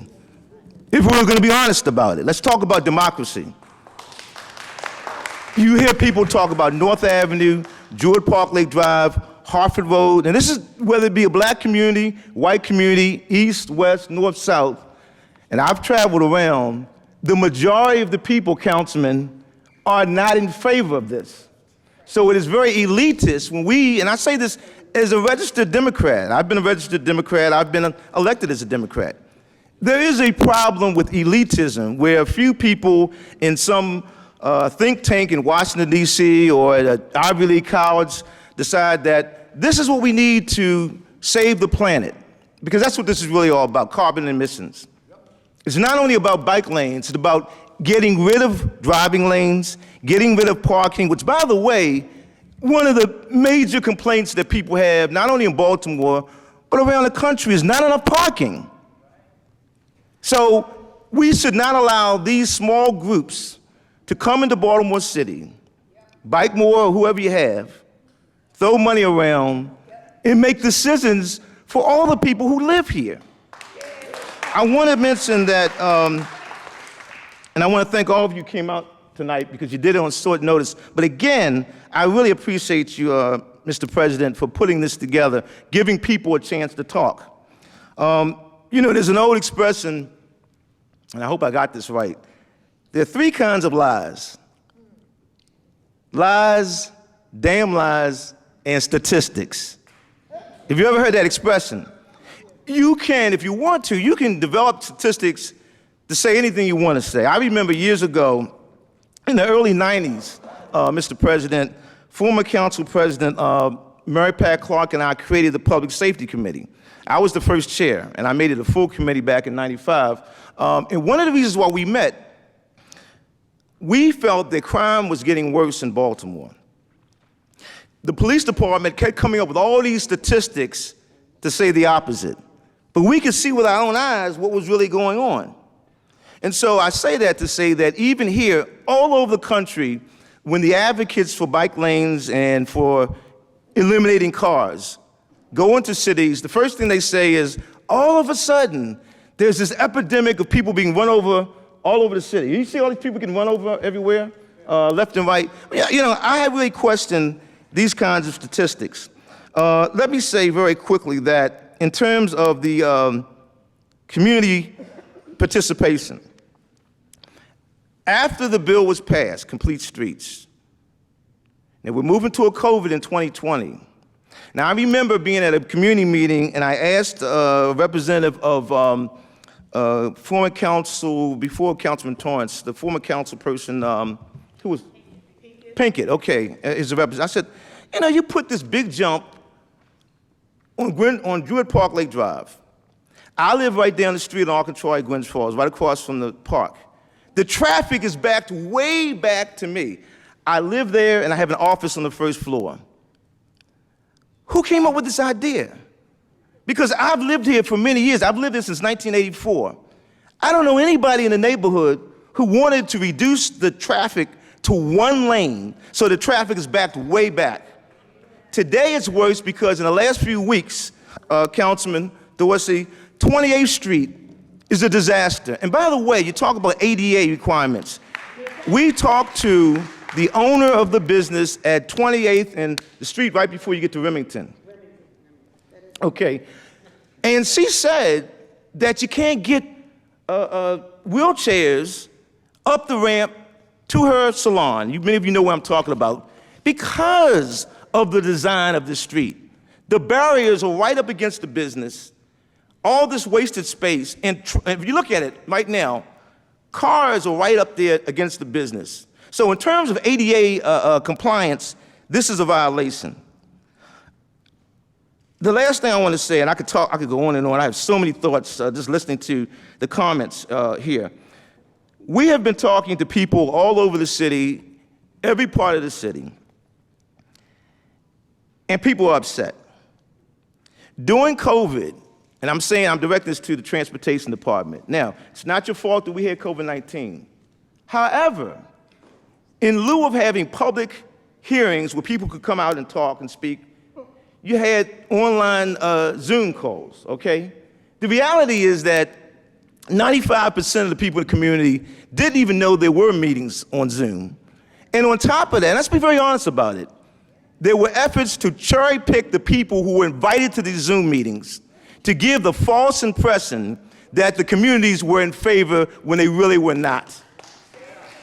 More recently, we have been concerned because we've talked to businesses that are affected by the loss of parking, residents who are affected by the loss of parking. A few blocks away, I talked to the leadership over there in Little Italy. They're concerned about Central Avenue, the loss of parking to business. In my community, I asked our councilman about Reisterstown and Gwynns Falls Parkway. You remember that. Did anybody talk to Mount Hope Baptist Church is right there on the corner? Well, the pastor who was supposed to come here tonight couldn't make it. He made it very clear they did not. Down the street, you have an African-American woman that had a business. All the parking was destroyed in front of her business, and she went out of business. This is happening all over the city. And many people that I surveyed at that corner said, yeah, we don't want accidents. You know what you need? You need a turn signal. You don't need to put all these ridiculous sticks, these flex posts, unsightly flex posts all over the place. Now, I'm going to bring it up to the present. A few months ago, and I'm representing the Friends of Gwynn Falls Parkway, we found out that the resurfacing on Gwynn Falls Parkway westbound, and we're in favor of that. We want to get rid of potholes. But we were told that this means that we're also going to restructure the street. So there's only one driving lane going westbound. Everybody, virtually everybody in the community is opposed. Friends of Gwynn Falls Parkway is opposed. Other community groups, they are opposed. And everyone knows it. Now, you can be disingenuous and tell some people, well, do you want slower traffic? Do you want, that kind of thing? And trick them into saying that they're in favor. But if you ask people honestly and reveal to them what was proposed, overwhelmingly people are opposed to it. As a matter of fact, and you all know when I was here the last time, Congressman Kwesi Mfume reached out to us. We didn't call him, he contacted us. He said, especially when you're using federal funds or city, state, whatever, if people want the lanes, the bike lanes, they should have them. But if they don't want it, and we're talking about democracy, right? They shouldn't be forced to have that. That's what the congressman said, and I think I copied that letter. I distributed it right here in this chamber. The bottom line is this. We either believe in democracy or we do not. Also, and another thing, I want you all to investigate this. Back when Complete Streets was originally introduced, Councilman Dorsey, correct me if I'm wrong, the fire department had major concerns about the ability of fire trucks and ambulances to travel through these narrow streets. The International Fire Code says that streets are supposed to be at least 20 to 26 feet wide. Why? Because a fire truck has to get through there. An ambulance has to go through there. And ask them on the record or off the record, they may be afraid to speak on the record, how many of those fire companies now travel through Druid Park Lake Drive? How many of them can go through 28th Street? How many of them go up Hartford Road? It is physically impossible, if there is an emergency, for people to pull off the road to allow an ambulance to go through. You don't have to be an engineer to figure that out, a traffic engineer. Common sense will tell you that this can't be done. So if we're talking about saving lives and talking about safety, we need to concern ourselves with the impact upon emergency vehicles. So again, I want to thank you all for having the hearing, and I want to thank all of you for coming out this evening. Thank you. Thank you, Mr. President. So moving forward, everyone will be given 2 minutes to speak. There's a lot of folks who are signed up to testify. There's also a lot of folks online that we want to provide the opportunity to testify. Ms. Kelly Bigelow, you are up next.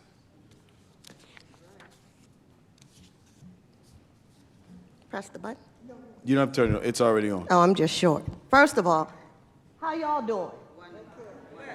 People's backs have been to us that are supposed to be here representing, selling this. Ms. Bigelow, you have to speak into the mic. They heard me.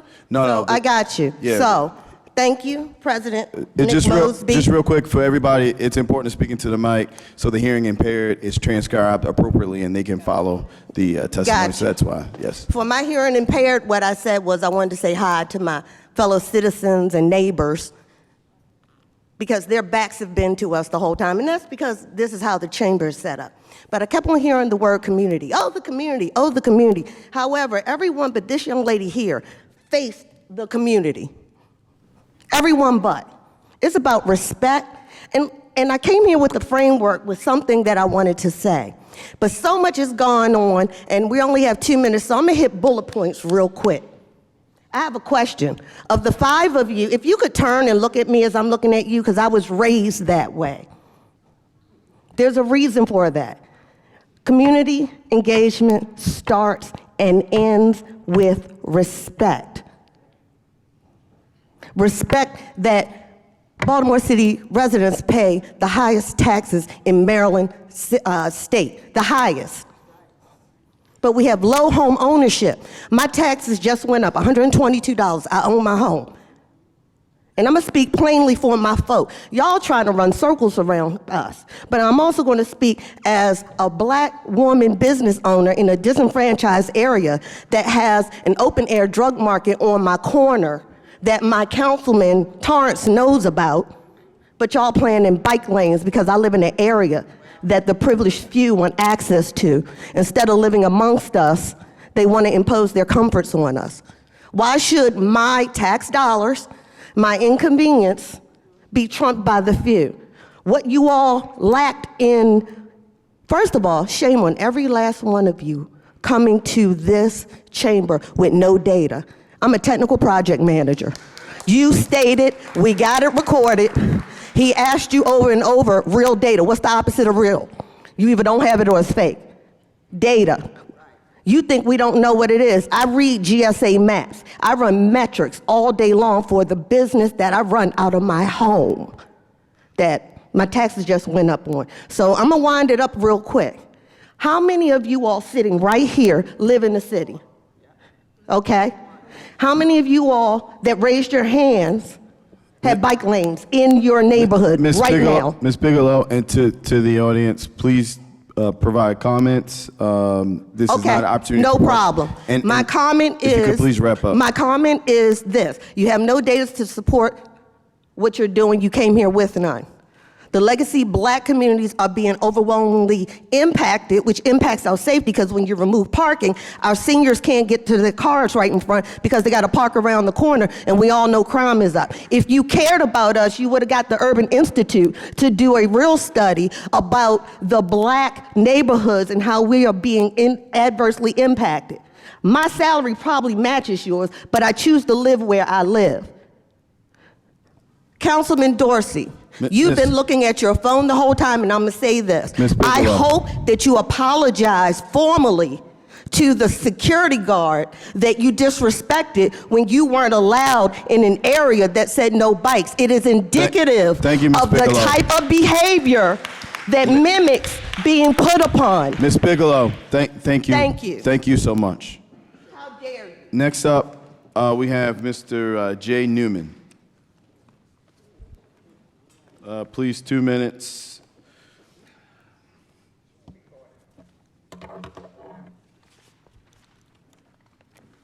It's tough to go after Lawrence Bell and this young woman here. Thank you. Thank you, President Mosby and members of the City Council for putting this meeting together.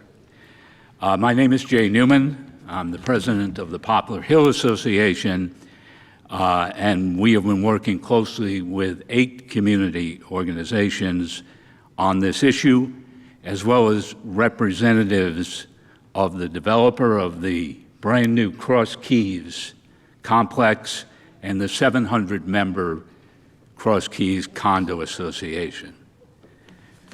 My head is spinning tonight. Thank you, Director Johnson, for your basic tutorage on the Complete Streets program. And I'm glad you talked about safety, Director. Let's talk about safety, and let's talk about reality of the situation. While Complete Streets' original intent was well-meaning, it is clear to us that DOT has gone way too far in utilizing the cover of Complete Streets to prioritize bike lanes over all other forms of transportation. In some cases, as former Council President Bell has stated, in some cases, bike lanes have increased traffic congestion, created safety hazards. Bike lanes have even put pedestrians at risk. I want to say loud and clear that our coalition believes that bike lanes should not have priority over safe, congestion-free streets. Bike lanes should not have priority over pedestrian access and smoothly running on time public transportation. And bike lanes should not remove parking spaces outside residents' home. Case in point, DOT has a plan to close off a lane of traffic on Falls Road. Mr. Newman, if you could prepare to wrap up. Yes, to install a bike lane. Falls Road is a high-traffic, major thoroughfare in North Baltimore, and it provides access to Cross Keys, where the developer has invested millions of dollars. Why would DOT think that this is a good time to close off this lane of traffic? And what's more disappointing is DOT's continuing unresponsiveness to the community input on a higher priority, which is fixing the dangerous intersection of Falls Road and Northern Parkway. Over the past few years, DOT has given out contradictory, inaccurate, and sometimes misleading information. Mr. Newman, including tonight. I'm wrapping up. If you could wrap up. Yes, I'm wrapping up. City DOT officials have diverted money from this F-rated intersection that Valerie did a wonderful study on to put it into a bike lane. We appreciate the City Council's scrutiny of the Complete Streets program, and we urge you, President Mosby, and Mayor Scott to dramatically increase oversight and supervision of the Department of Transportation on not only this, but other serious transportation issues. We urge you to require DOT to collaborate in a reasonable fashion with the stakeholders and to prioritize limited city funds to projects with the greatest public impact. Thank you. Thank you. Next up, we have Linda Bates. Linda Bates.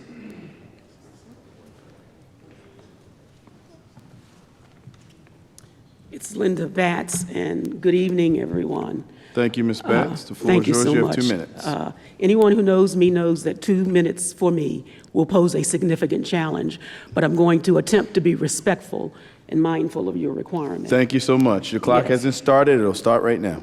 We'll start right now.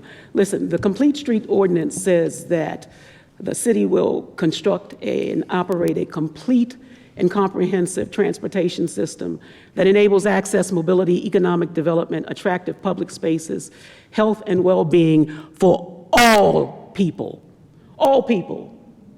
not just the special interest groups.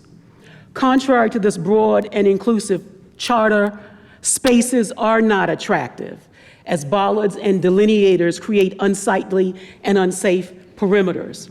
And the implementers and the people within this copy and paste approach to Complete Streets, just like the equity ordinance was a copy and paste approach, because there's no originality of leadership in Baltimore City,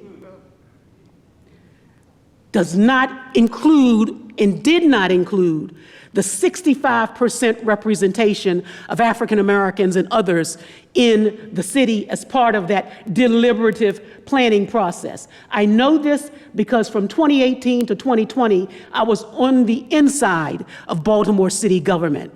And I sat in the Greenway Trails Network meetings with Rails to Trails and all of the other enthusiasts who were principally white male, didn't look like me, and spoke with hubris and authority about the changes they were going to make in our city without the inclusion of stakeholders and residents such as myself. And as a city employee, I objected to that vociferously, but my clamors were ignored. What we are seeing today is the culmination of poor leadership throughout the city, a Complete Streets where fallacies are the data-driven points in this. Councilman Dorsey has said we need to have Complete Streets because a certain percentage of black households don't have access to cars. Well, that's an insult to my intelligence. How do you know that I want a car? How do you know that Pookie next door is not going to take me where I need to go when I need to get where I need to go? Complete Streets is replete with hasty and flawed generalizations. There is no data that is stratified community by community to show how the blacks, the women, the people over 60, under 60, and by economic indicator are being affected by this, because no one has taken the time, despite DOT's hefty payroll, to do the work. Do the work, DOT. You ought to be ashamed of yourself. The engagement process, and I'm going to try to roll up, the engagement process used to roll out Complete Streets has not been meaningful, as is the federal best practice. It has been arbitrary and capricious, and when folks who are advocates in the community attempt to speak out with passion, they are labeled as being disgruntled by your staff, Ms. Johnson. We have written to you time and time again, and we have not gotten a response. Why is that, Ms. Johnson? Please direct. Okay. Thank you. Let me end by saying, let me end by saying that the sinkhole that we were told was going to occur if we didn't get the resurfacing on Gwynns Falls Parkway, we want to know about that. Okay, please tell us about that, because that's what we were told. And if President of the City Council, the process is that when DOT begins to engage on a project, it notifies the council person. We will tell you that that process is broken, and that there needs to be concurrent notification to the community leaders with the council person, so that we can ensure the integrity of the information that is being transmitted. Thank you so much. I have a lot more to say. I'm going to provide you written comments, but what I do want to end with is saying, I believe, and many of my comrades believe, that there should be a repeal to Complete Streets and a moratorium starting right now on any and all Complete Streets work until you have reconstituted the flavor and the composition of the people who are working on this, until you begin to collect data that is meaningful and responsive to the issues in this city, and that you prove to us that bikers are not better than car drivers. And that's all I have to say until the next time. Thank you so much. Next up, we have Ms. Kim Dennis. Ms. Kim. This is what city council look like. Just want to thank. No justice, no peace. Just want to thank President Mosby and the Department of Transportation for the presentation. Thank you for having me here. I am a driver, I am a cyclist, and I'm a pedestrian. I live in South Baltimore. I travel downtown to go to the dentist. I walk. I might travel to see my mom via bike, who lives on Park Heights. So I support Complete Streets. Safety is an issue. And it's an issue for cyclists because drivers drive too fast. It's an issue for drivers because sometimes cyclists don't do what they're supposed to do. Pedestrians jaywalk also. I feel that we're all in this together, and I don't see it as a cyclist against a driver or against a pedestrian. I think we need to consider the whole picture. I think the picture is not totally clear, though, for all the citizens, but I don't believe that we should be against each other in this endeavor or this project that the Department of Transportation has put out. There are children out here that I mentored this past summer for 8 weeks in Patterson Park. To see their eyes open, young girls from 7 to 12, open their eyes to cycling, and to instruct them on the safety of riding their bikes, or to learn how to ride the bikes. It's something I've never experienced and something I plan to experience again. This is what Baltimore City is. It's about community, and that's what I did this summer. This is what I continue to do as I drive through the streets. This past Sunday, someone went through a stop sign on my way to pick up my mom from church. That's a driver not following posted signage. But it's not, again, it's not a driver against, or drivers against cyclists, or cyclists against drivers, against drivers. It's a community issue that I feel that we need to bring each other together, and we need more, probably more speaking engagements regarding this, but I don't feel that we should be so frustrated about this situation. Thank you so much, thank you. Ms. Dennis. Thank you. Next up, we have Sharon Jones.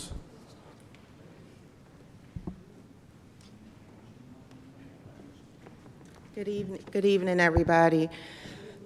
So first, I want to say that I'm not in opposition to complete streets, but I am highly concerned. So I am, like the former lady said, I am a pedestrian, I am a driver, and I am an avid biker. I do have a couple of things that I noted from this particular meeting. The pictures shown in the beginning of her presentation were from another country. I do bike in other countries, Bangkok, Amsterdam, Costa Rica. I bike, okay?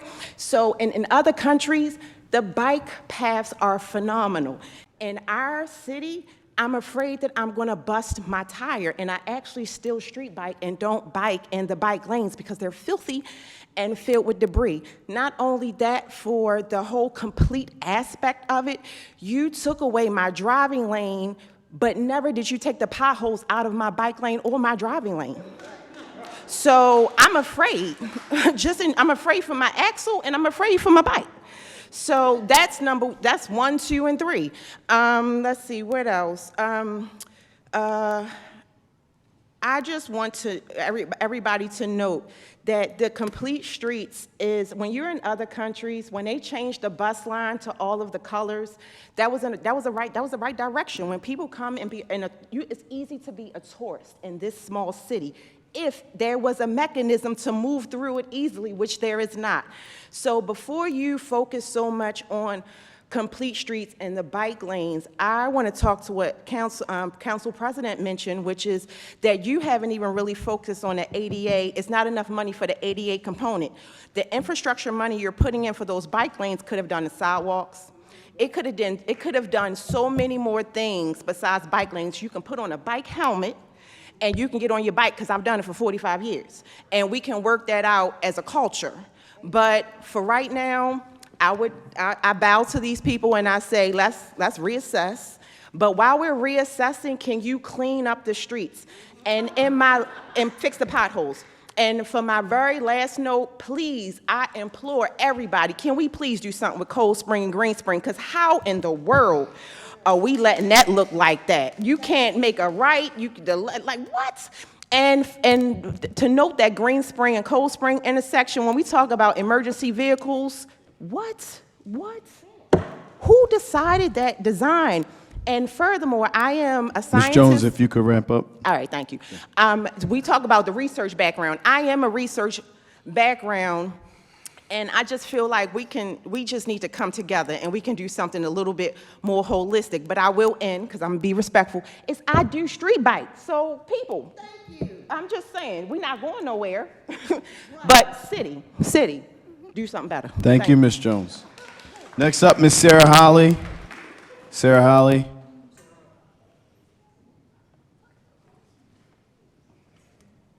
Hello. In the Hello, Ms. interest Holly. of time, I'd like to defer my time to Mr. Dorff. You can come up. Me? No. Yeah. So you would like to defer your 2 minutes to? Defer my 2 minutes, but I would like to say I'd love to see the data that Councilman Cohen was referring to, as far as knowing that people have. Councilman Cohen's not here, ma'am. I'm sorry, this gentleman here. Dorsey, I apologize. Yes, ma'am. I would love to see that data where you say that people spend $9,000 for a second car. We'll make that part of the, Ms. Holly, we'll make that part of the committee report. So Councilman Dorsey, if you could just provide it to Mr. Green. Council President. So you have 4 minutes, thanks to Ms. Holly. Wonderful. I really am going to plan to take far less, because I think this is all rather simple. First of all, I'd like to thank you for this oversight hearing, because it is long due. It's been very difficult to get a meaningful conversation or an understanding of what this bill is out to the community. Most folks in this town have no idea what it is. That's particularly true in my neighborhood of Bolton Hill. The conversation has not yet occurred, and there's a good reason. It's because special interests have been very effective in manipulating the issues and controlling the conversation. I think that history and record is very clear to all observers. The community engagement that you all talk about, I've not seen it. I have seen engagement with the advocacy community. And if you're calling that community engagement, well, then we've had tons of it. But we've not had the voice of folks who might believe otherwise or have concerns. I fully agree with Mr. Newman that the opportunities that Complete Streets philosophy has are wonderful. They're a fabulous opportunity for this city, but they've been hijacked. They've been co-opted. They've been put on a lens that only sees two wheels. What's my evidence? It's all around. I don't need data to paint that picture because the picture is outside. I don't need data to say complete streets are a sham, especially for pedestrians, when we have other bills that litter our sidewalks with e-scooters and give the maintenance of the sidewalks to the residents. So I think you get what you asked for. Complete Streets was written in a vacuum, and it was written, I think, with rather deceitful intent to write a bill that was wonderful, but split it and defer it to a rubric which was written in a closed room and took engineering of street designs from professionals and gave it to bureaucrats to pick off a cookie-cutter list of paint-by-number options that were supplied and developed by the National Association of City Transportation Officials. They're not engineers. They're not a professional association. They are a trade association. So when we have bollards that we don't like, it's because we have no other options. So I'll just end by saying thank you, but I think we have what we asked for, and that's a very faulty, lopsided bill. Thank you very much. Thank you so much. Next up, Ms. Deborah Morris. Is it Deborah Morris?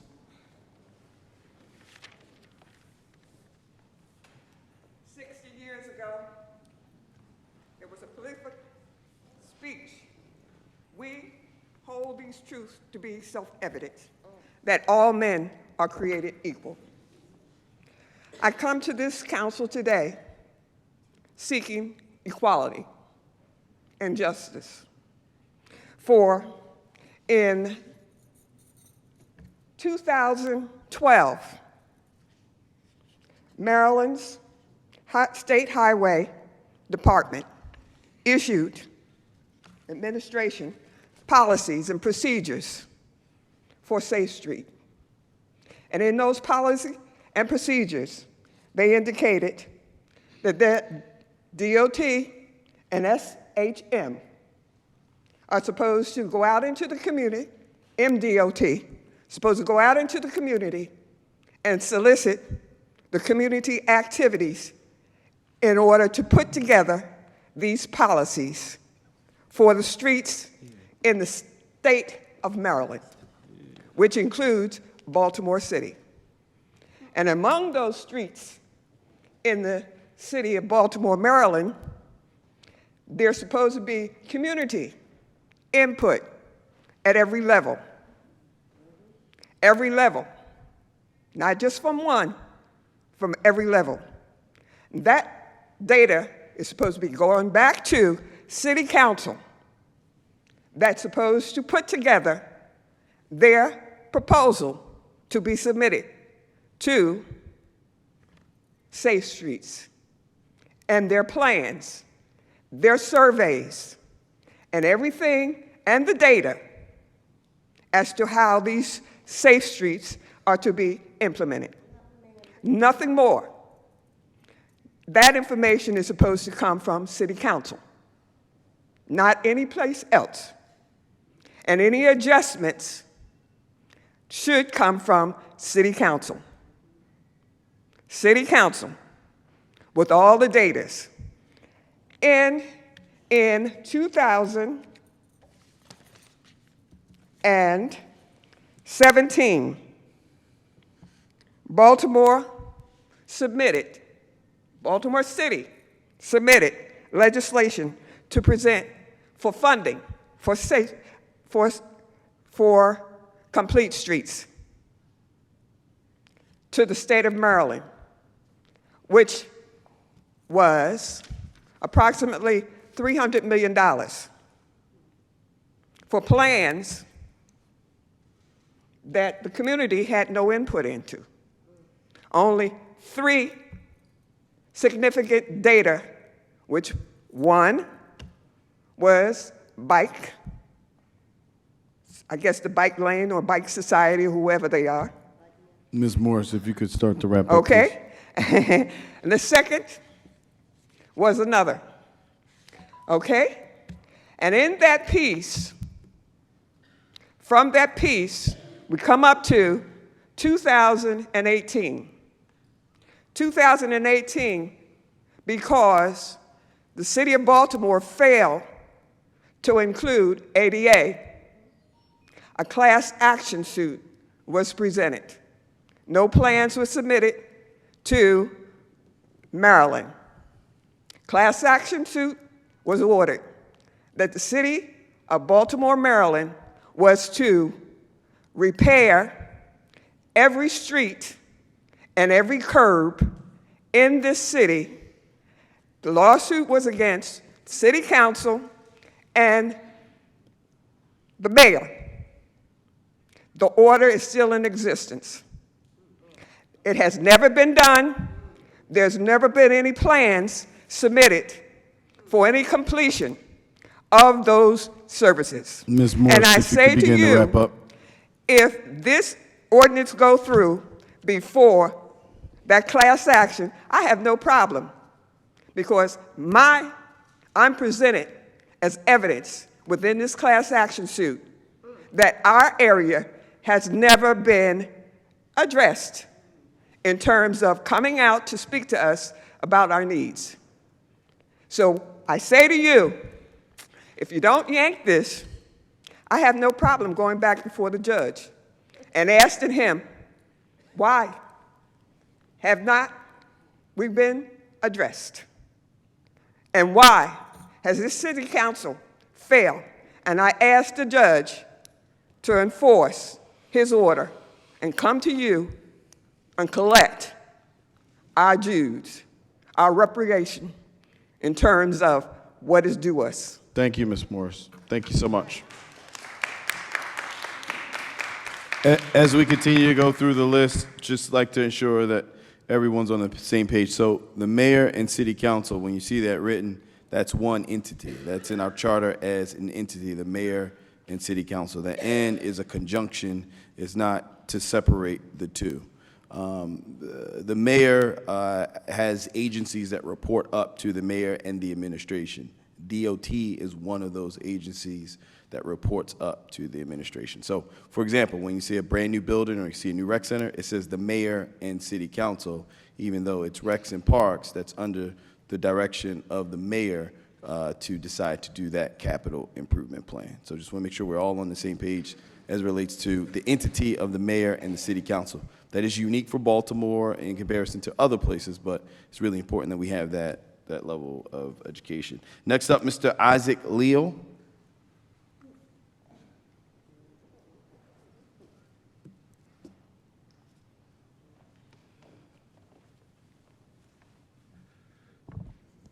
Hi, yes. So I had a bunch of statistics and things like that to talk about, but most of them have been addressed by DOT and council members. So I just want to talk about my experience as someone with migraines with brainstem aura, as someone who due to issues, longstanding issues with random issues of vertigo and visual snow, I am unable, well, I can, but due to risk factors, I choose not to drive or to bike, so I am dependent on walking and public transportation, the bus specifically. I'm going to keep this short. I support the Complete Streets Ordinance from my perspective and my standpoint, because I believe that streets should be accessible, safe, pleasant, joyful, and economically productive. We are a special city, and I think that we can transform into something really special, a jewel on the East Coast.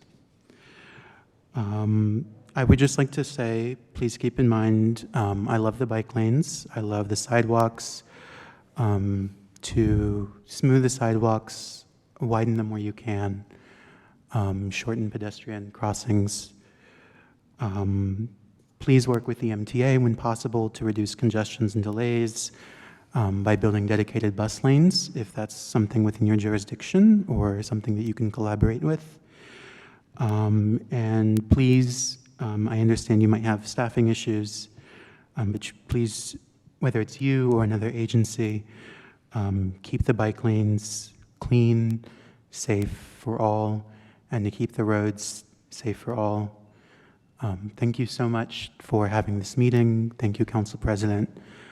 I wish you all a very good evening, and I hope that we can continue to have constructive dialogue.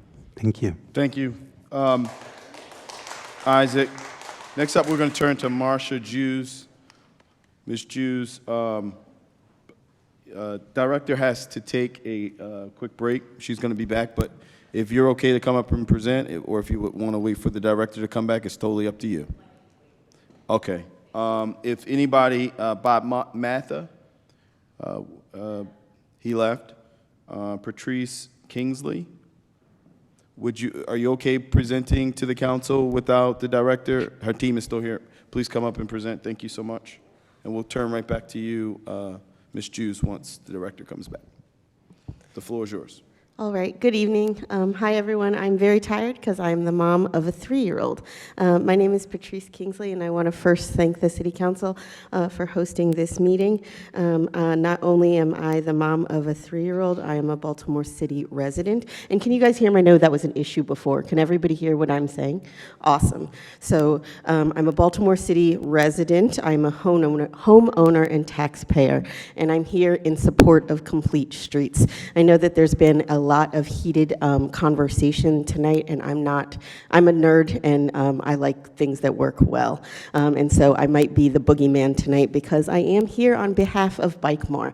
And that is to say that I think it's very important when we talk about the Complete Street ordinances and the processes that went into building it, that we don't make false claims about it being held in a vacuum, because there were several meetings, thousands of signatures from citizens of this great city.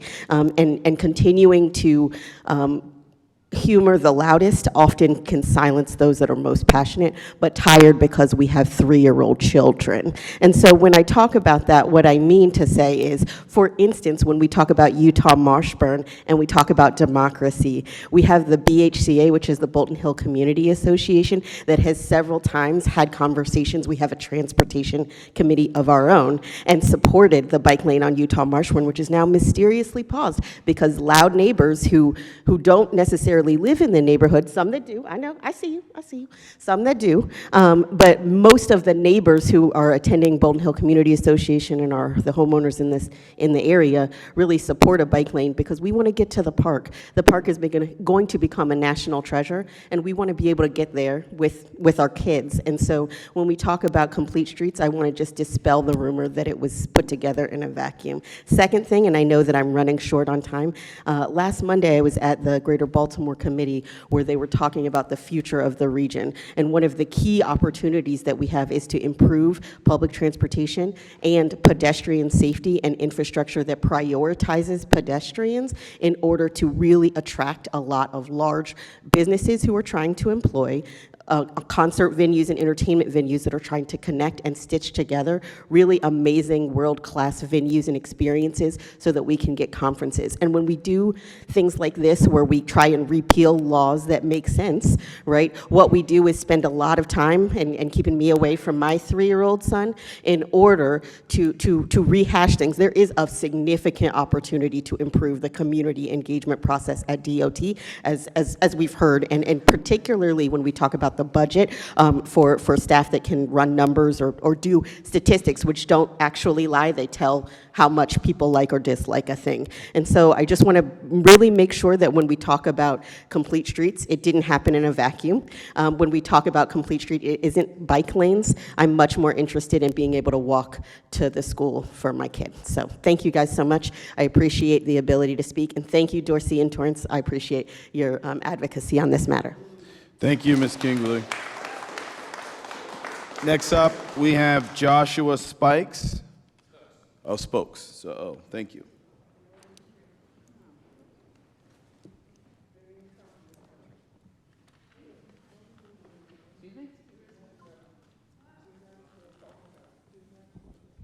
Mr. Spokes. Hi, my name, can you hear me? Yeah, okay. Hi, my name is Joshua Spokes. I grew up in the Baltimore area. I actually went to Poly along with Poly Beat City. Poly Pride. By the way, that didn't count against your 2 minutes. Oh, yeah. As the woman who just spoke to me, or who just spoke right before me, said, #1 priority of the Complete Streets Ordinance is pedestrian access. I read the Complete Streets Ordinance today. Under every scenario where there's limited right-of-way, pedestrian access, the #1 priority. It's #1. And so I want to speak on that really quickly because former Council President Bell made a pretty glib remark about how many people get hit in this country. I've actually been hit by a car. When I was 11, I was walking to school. I got hit by a car because I had to cross a dangerous road. So this is something that is very, very dear to my heart. Not just for my past, but for my future, because I want to stay in this city, or my intention is to stay in the city, and my intention is to have kids.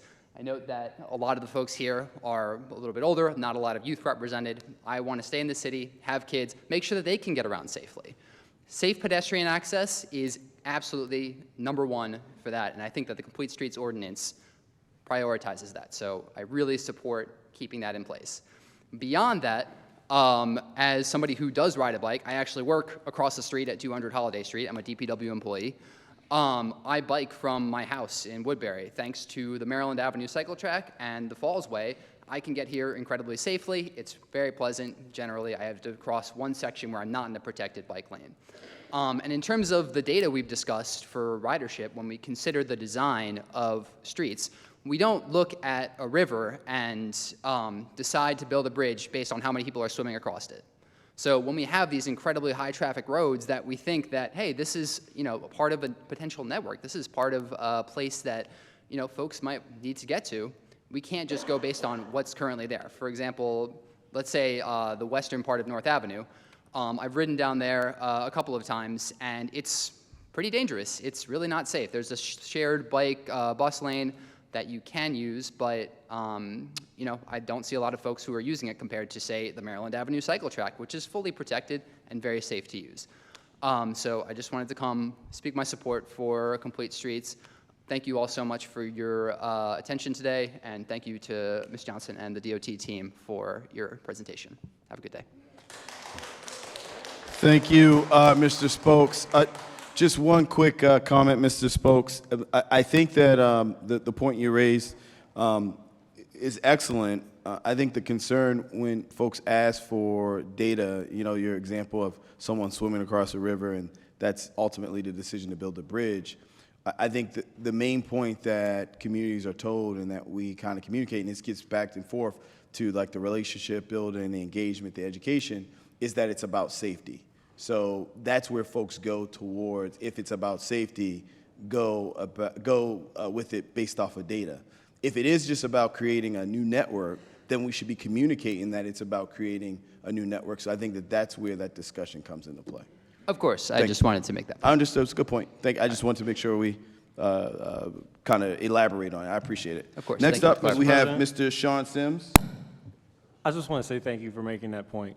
I think that's a really important point, that we need to continue to drive home the importance of building out a network, that when people talk in the city about not seeing people use bike lanes, we need to continue to remind folks that the more we build out a safe and interconnected, robust network, the more people will actually use it, and that is the real importance of our commitment to continuing to build out something that works to get people all around the city. Thank you, Mr. President. Thank you, Councilman Dorsey. Please, if we have to have order in this room, the only person who should be talking right now is myself, and the next person who's going to be talking is Mr. Sean Sims. The floor is yours. Good evening, everyone. The 9 most terrifying words in the English language. Quote, "I'm from the government, and I'm here to help." Ronald Reagan. What you have here is failure to communicate. You have a failure by an organization, the DOT, to communicate with the citizens in the communities throughout Baltimore City. Friends of Gwynns Falls Parkway, I've met with them, I talked with them. I've gone over many, many, many, many emails. James Torrance and I had a thread of emails. As a matter of fact, I'm going to read what James Torrance said, written to me in an email, as stated, this is a quote, as stated publicly, there are no bike lanes to be planned or installed on the parkway. This is an embarrassment. The whole situation is an embarrassment. You have the dirtiest city in America, because that's what we were listed as, with the dirtiest district in America. That's District 7, 138,000 calls for trash and refuse, so on. You can shake your head all you want. And this is an embarrassment. And you have the worst run city in America. It was all on the news. This has been on the news. So the situation with the bike lanes and one lane up Gwynns Falls Parkway, I was born and raised in Baltimore City, 58 years. I graduated from Coppin State. I had to drive up and down that Gwynns Falls Parkway. Yes, not take a bike. Ryan Dorsey, drive my car. Up and down Gwynns Falls Parkway, it's insane to put one lane westward bound in Gwynns Falls Parkway. Now, the bottom line is this, and Congressman Mfumi said it perfectly. If the citizens in the neighborhood want the bike lane, they should have the bike lane. If they don't want the bike lane, then they should not have the bike lane. Thank you. Thank you, Mr. Sims. Next up, Giovanni Patterson. Madam Director.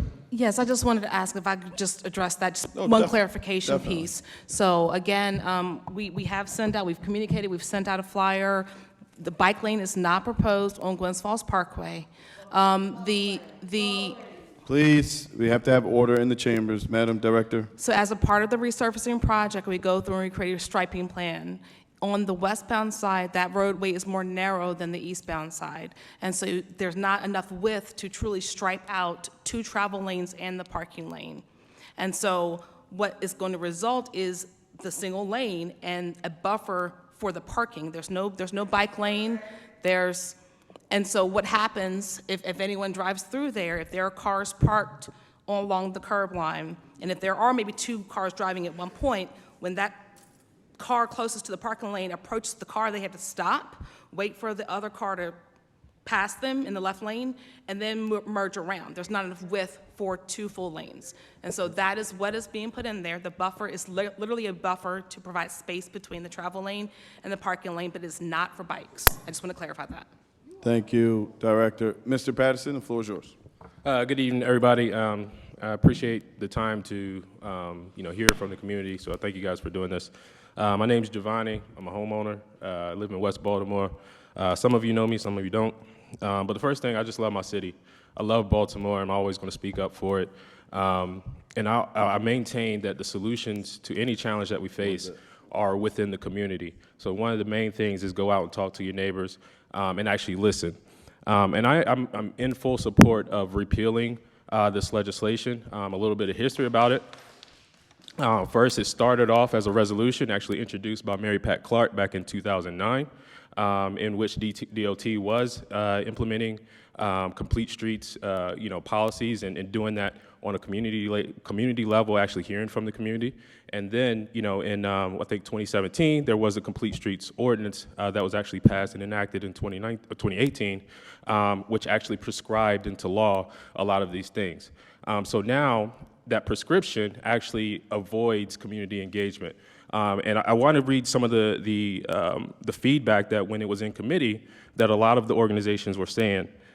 First, from Department of Planning, generally in reference to the ordinance, is too specific and too detailed for legislation. From Department of Housing, we'd like to see amendments to the bill that make it less prescriptive and encourage flexibility to guide the transition to safe streets in the city and the balance of needs of the community, users, land uses, and all modes of transportation. From Department of Transportation, this legislation, as written, will put significant constraints on daily operation. From Department of Finance, and this is your tax dollars. The increased cost for new projects, there is limited evidence from other cities about the marginal cost of using complete streets approach. But a widely cited study by Charlotte, North Carolina suggests that adding multimodal transportation to street projects increased costs by an average of 5%, which would translate into more than $1.5 million additional costs annually for the city. DOT believes that estimate is too low and costs would actually increase by 15 to 25%.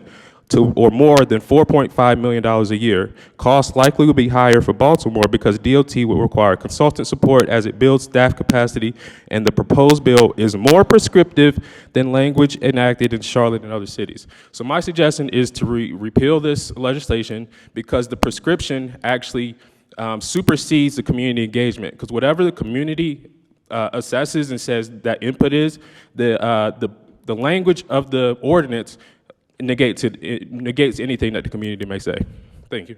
Thank you so much. Next up, we have Jason Stover. I'm sorry, Ms. Stover, I do have to go back to Ms. Marcia Jews. We're waiting for the director to come back. So Ms. Jews, you have 2 minutes. Mr. Stover, you'll be next.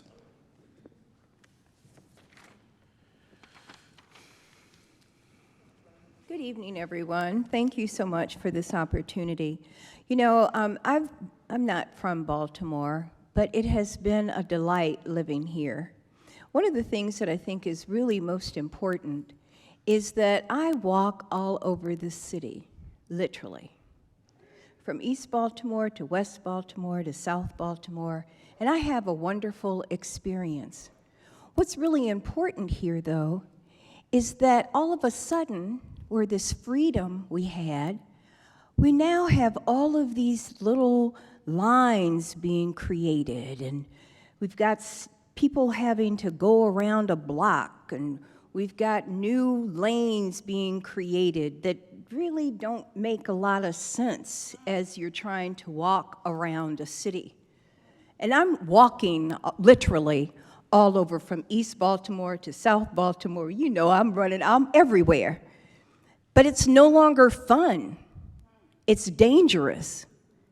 I'm seeing cars and buses and people riding bikes and walking, and all these different lanes have all these different colors, and that you gotta move here and to the right and to the left. It's too much. People just want to be free, and we're not having the freedom of enjoying our cities because we have all of these rules and regulations that are taking us away from the enjoyment of walking around our city. It's no longer fun anymore for me. It's no longer fun when I'm seeing buses all in the way, and now you got a whole nother lane you got to create, and then you got kids trying to ride the bicycles and cross. It's too much. My hope is that the Department of Transportation and this body that's in here today is to really sit down and look at our streets and how people are functioning. Look how they're moving past the schools. Look at the areas that are retail.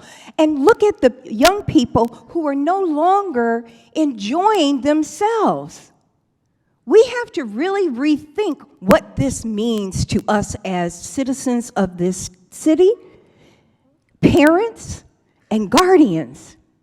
And let's bring back the fun and the joy of being part of this city. We don't have so many daggone rules that we don't even know who's doing what next. And it's time for a change. And it's time for us to get rid of all these little extra groups that have all this little extra stuff. It is about being able to walk, get on a bus, walk across the street, and do what needs to be done to enjoy living in Baltimore. Thank you, Ms. Jews. Next up, Mr. Stover.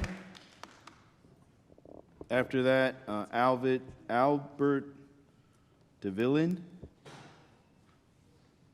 And then Jean Marie Adrian. So, Mr. Stover, the floor is yours. I live in Reservoir Hill. I walk and ride my bike around the city daily. And I support the Complete Streets Ordinance in its present form. A lot of my neighbors also walk and ride their bikes around the city every day. And I believe that the Complete Streets Ordinance will make the city a better place to live and maybe a little less of a place to drive through. Thank you very much. Thank you, Mr. Stover. Next up, Albert. Is Albert still here? Next up, Jean Marie Adrian.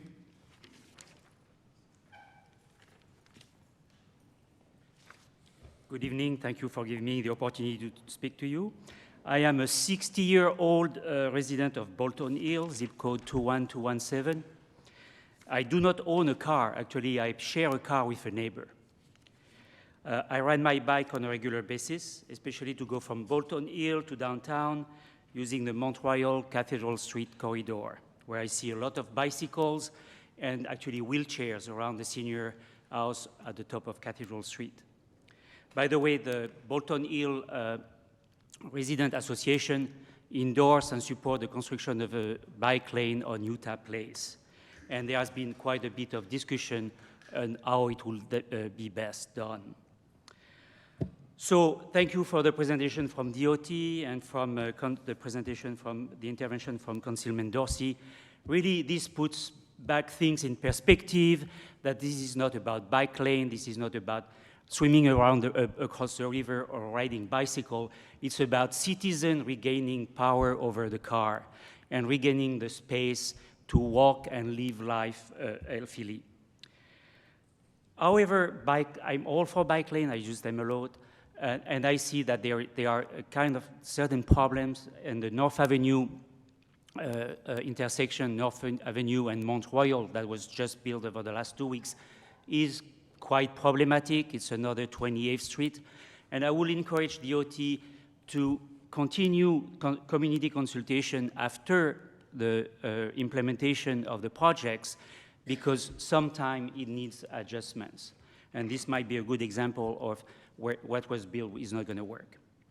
So thank you very much. We might need more bike lock facility. When I came to jury duty, I had to lock my bike to a grill at the City Hall, and especially downtown. And when it comes to swimming across the river to build bridge, if people don't believe in data, they need to look at cities who made this kind of decision 5 and 10 years ago. Ridership rose and the quality of life has improved. Thank you very much. Thank you so much. Next up, we have Catalina Bird.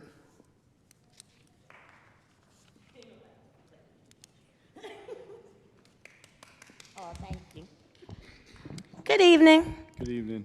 I'm not going to take a whole bunch of your time. This people that follow me on Twitter know the bike lanes are something I feel very strongly about, and so I was invited here this evening, and I don't usually come outside, but I'm outside for this. Number one, if the conversation was about traffic calming, safety, environmental impact, I would be happy to have it. But this contingency seems to be anti-car, and not only are they anti-car, they hate the people who need their cars or choose their cars.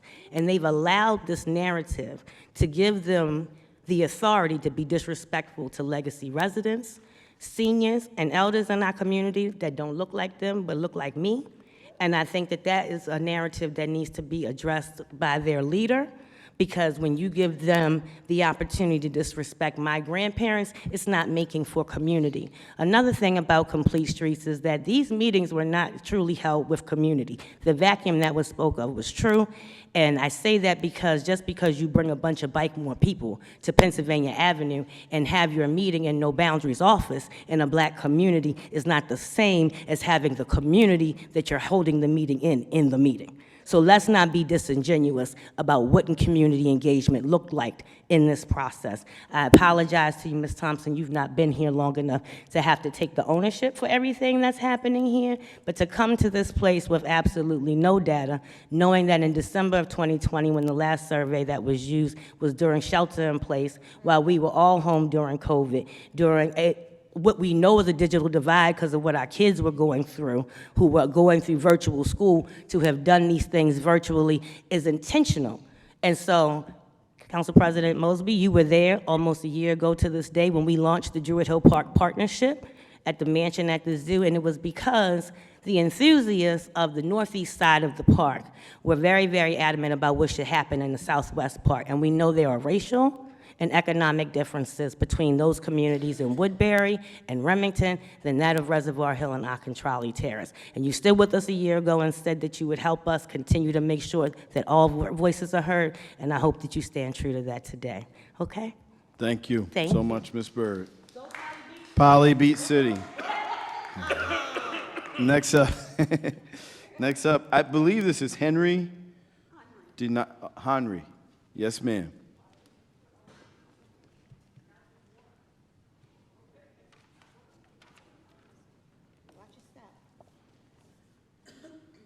Good afternoon, everyone, and thank you for this opportunity. I Good am evening. very, very appreciative Yes, that ma'am. you have called this meeting. I will be brief. I have lived in this city for a number of years. I have written to the mayor, and I have written to the DOT director. I live in Bolton Hill. Our community association just will not even entertain any discussions about their February meeting called very privately, quickly, 6 days to respond, and voted to unpause the bike lane for Utah. Businesses on Utah will suffer greatly. They are minority businesses. So this whole idea that it will increase customers for small business, it's not true. I would appreciate the opportunity to submit some data. The Prince Hall Masons did a very nice video to show what the traffic is like on Utah.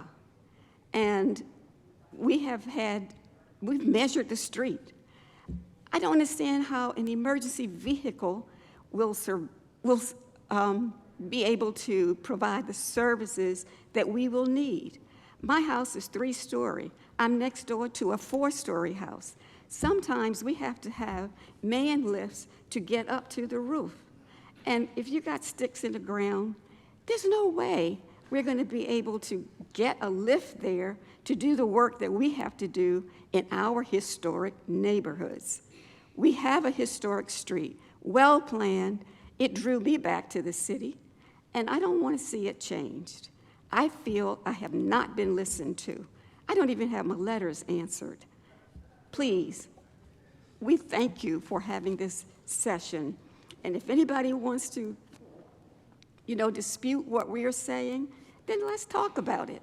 Not argue about it, but talk about it. We need help. Thank you. Thank you so much.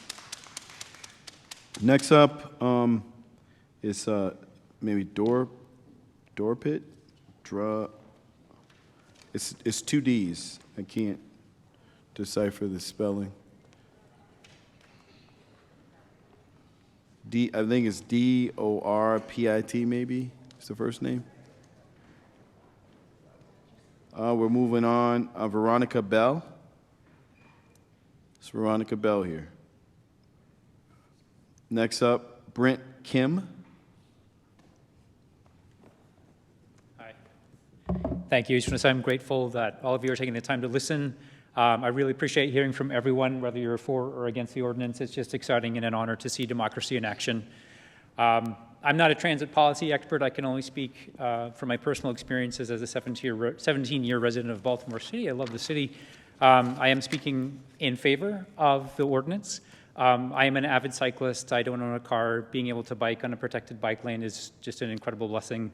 I feel safer. I have had some scary interactions with cars when I'm not in a bike lane, so I appreciate that Baltimore City is a work in progress, but I'm just really thankful for all the work that you've done through the ordinance, and I really personally do hope it can continue.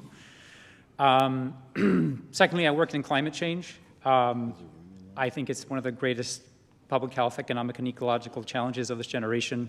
I think anything we can do to get us off of fossil fuels and help people, if it's one bike lane is not going to save the world, but if we can make it easier for people to get on buses and bikes, I think anything we can do, even if it's a small thing, to give future generations a shot at living in a city where they're not having to worry about the next hurricane and the next flood and the next drought, and they're not able to buy food.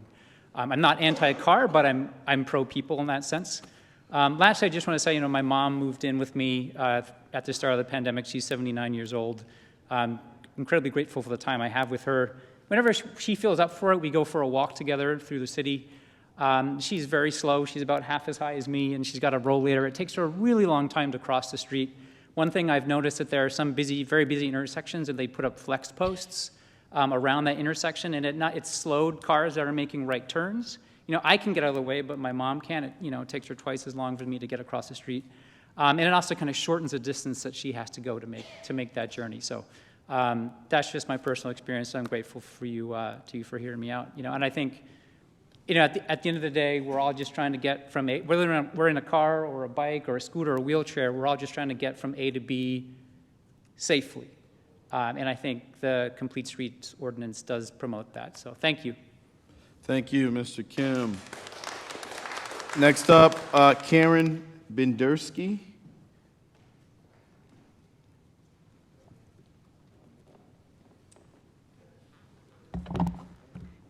Thank you for that flawless pronunciation.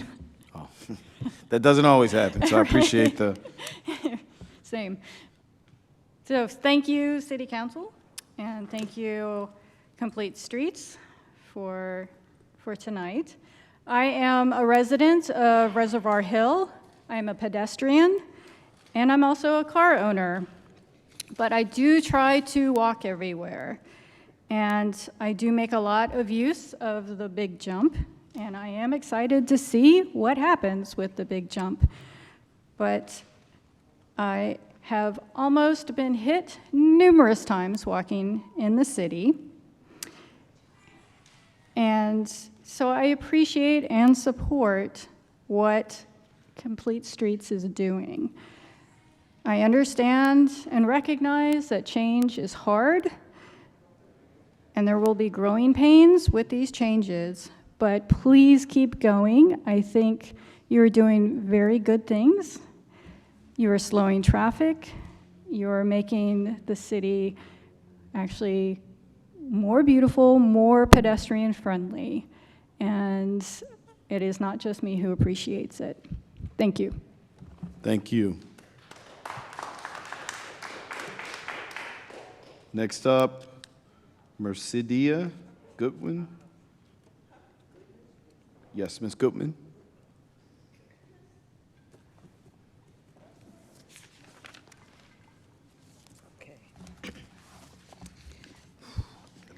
Well, good evening. My name is Marita Goodman, and I'm from the Galwin Oaks community, but Yeah, I'm from the Garmenos community, but I represent a number of communities under the Healthy Neighborhoods program in Northwest Baltimore. And a lot of what I wanted to say has been said, so I'll just hit a few points. One of the problems that I have, I guess, with complete streets is, first of all, it indicates that something was wrong with the streets in the first place, and that what you're providing or proposing would make them better. I think the idea should be better streets. How about improving the sidewalks, fixing them? How about improving the streets, which are still, after 3 years of putting up the big jump, still have potholes, still are broken, and still are a problem to drive on? Secondly, you talk about community engagement, and I did look at the ordinance that was on, I think, the City Council's website, and all through there they talk about public notice, public comment, public meetings. I'm a living witness to say there was none of that when they put up the big jump. I had to contact my council person who didn't know. She had to find somebody and then tell me. No one knew what that thing was and what the purpose was. And then when they did tell us what the purpose was, it ended up to be something different. We were told it was supposed to be only up for a year. It was a pilot program. It's almost 4 years, and it's still there. I think there should be a new definition of what community engagement is. It doesn't mean that you just talk to the people a quarter of a mile. That's what I was told by one of the DOT people, a quarter of a mile around the site. Other people, I'm using the Druid Park Lake Drive as my example of complete streets. A lot of people use that to go from west to east. That is not a regular city side street. That was a main street. So let's redefine what community engagement actually is. If again, looking at the City Council's website, I saw that it was first introduced, the ordinance, July 17th, 2017. There was supposed to be 2 public hearings. One was canceled, one was on TV. That was in 2018. Then it was actually approved and sent to the mayor in 2018, and I guess it was finally passed at the end of 2018. And all that time, it only saw that it was only 1 hearing. It looked like that was on TV. Now I understand, and that was pre-pandemic, okay. Thirdly, I think DOT needs to rein in, or the City Council or the mayor needs to review some of the Department of Transportation's activities. There seems to be a real pressure on putting on this the one section of complete streets, which is this bike lanes. How about the other responsibilities of DOT, which I thought was fixing the streets, making it safe to go across? When we had meetings about the Druid Park Lake thing, there were a number of other options that were put out instead of narrowing the street and keeping up the big jump. I haven't heard anything about putting in new lights, except tonight. Ms. Goodman, if you could start to wrap up, please. Okay, all right. Fourth was talking about pedestrian access. I don't know, I must have missed a memo that said pedestrians were better than people who actually drove a car. Some of the wording in that, I didn't get a chance to read that 100-page document or whatever it was, but some of the wording in the summary was very discriminatory sounding. And for someone who grew up during discriminatory times, that was very disturbing to me. Because they made it sound, and it's actually, in one of these documents I pulled up, and where it says, will the Complete Streets Manual make it harder to drive in the city? And they say that, yes, basically the guidelines in the manual prioritize other modes over driving. And I'll end with this, sir. When I grew up, I was told that when I'm walking, you should not walk in the street. That's what the sidewalk was for. Of all the modes of transportation, only a car can be on the street. People can walk on sidewalks. You can ride a bike on a sidewalk. You can ride a wheelchair on a sidewalk. I've seen that coming there. But you can't ride a car on a sidewalk. The car is for the street. It's the only place it can go. So, so just remember some of those, and I must admit, I will also include that if we possibly could, and I can't find it, but I also would like for you to consider rescinding the ordinance, or at least putting a hold on it and reviewing it, and actually letting the people know about these things before you try to force it on the entire city. Thank you so Thank much. you so much. Before we go to the last person that signed up inside the chambers, I know that there has been discussion about pulling back the ordinance. I think it's really important to kind of explain that process. That is not something that the city council can just do. In order to change existing law, a new law has to be proposed, has to go through the entire city council process, through the administration, first, second, third reader, ultimately signed or vetoed by the mayor, then comes back to the council if it's vetoed for potential override. So I just want to be very clear about some of the asks that have been presented by some folks here tonight, just so we're all on the same page about the legislative process to do what has been asked. The last name that I have on the list is Mr. Mitchell Dean Sr.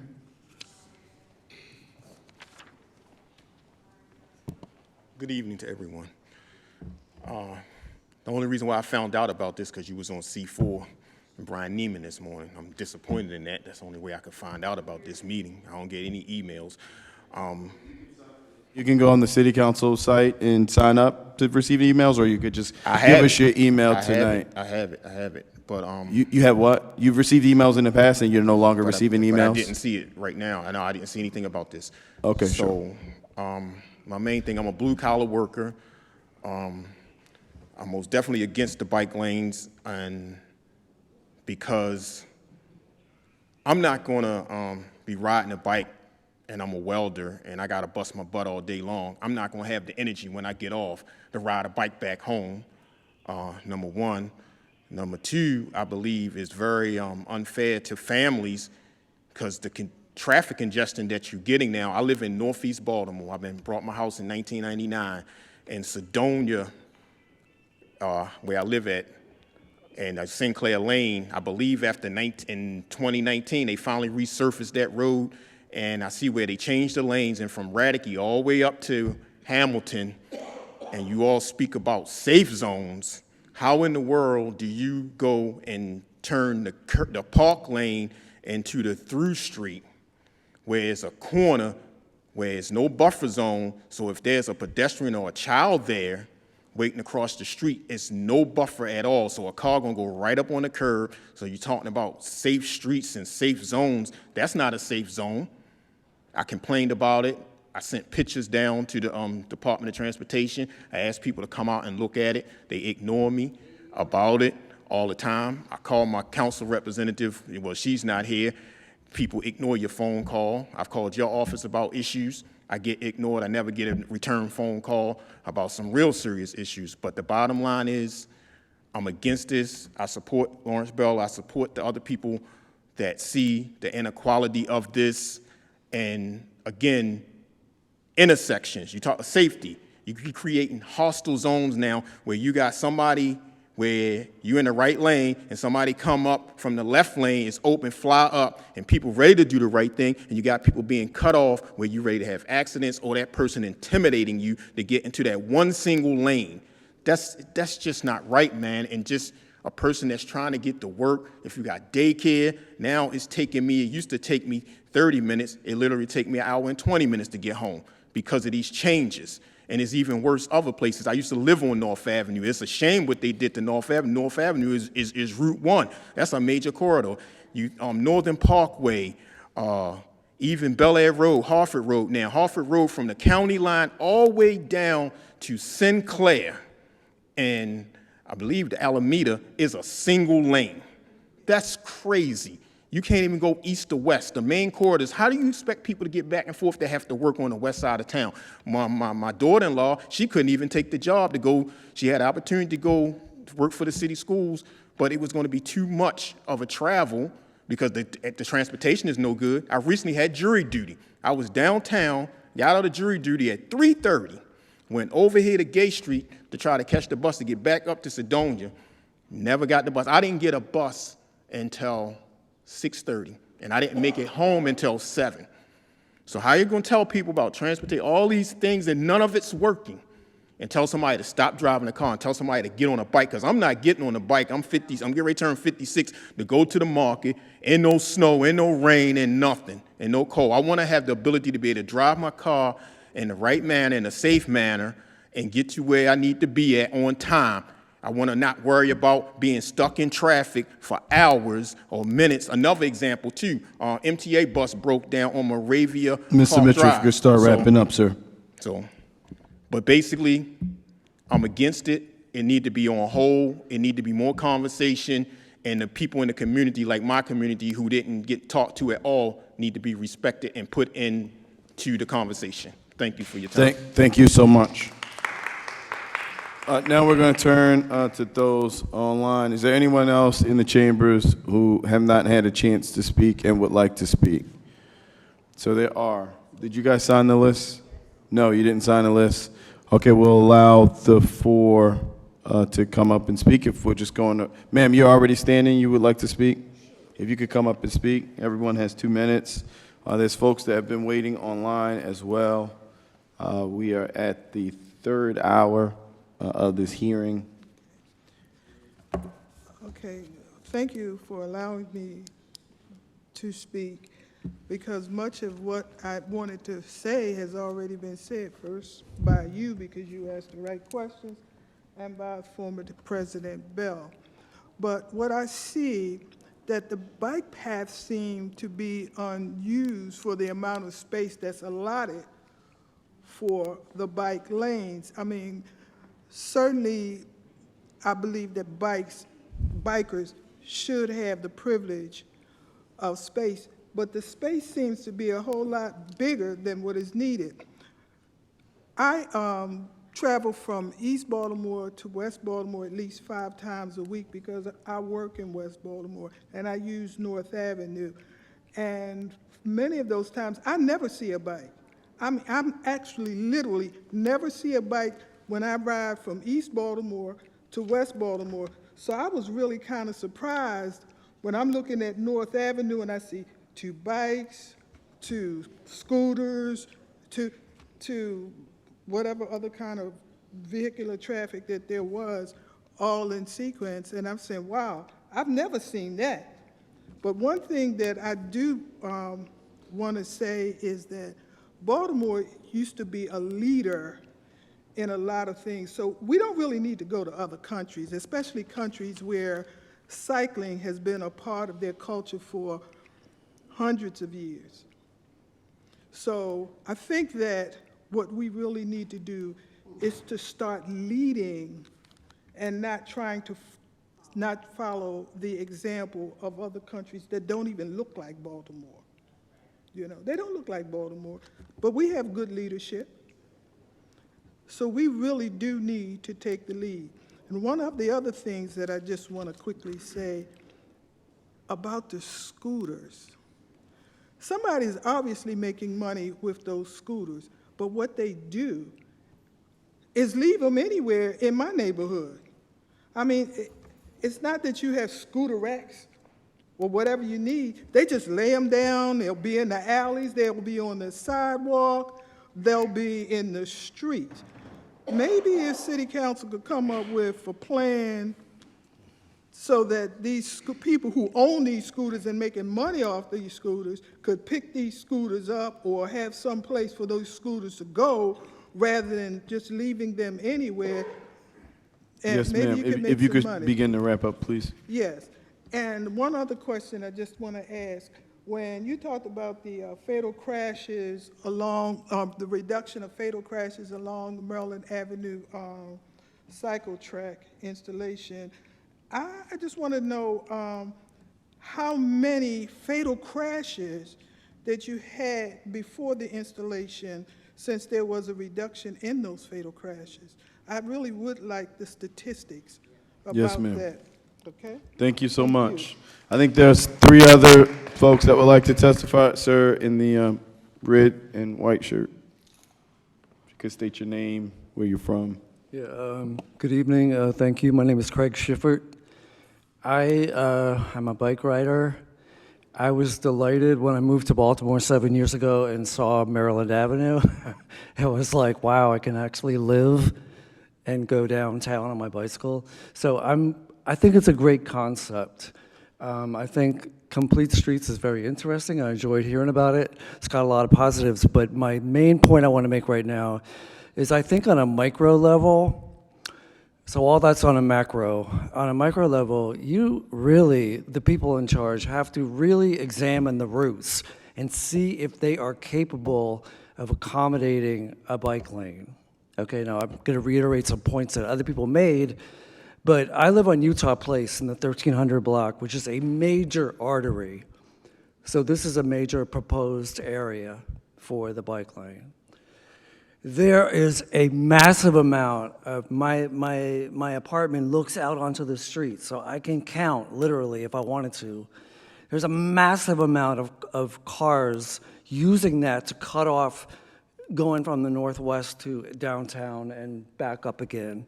Okay, massive. It's a 19th century carriage road that was built with a park in the middle for like Sunday drivers.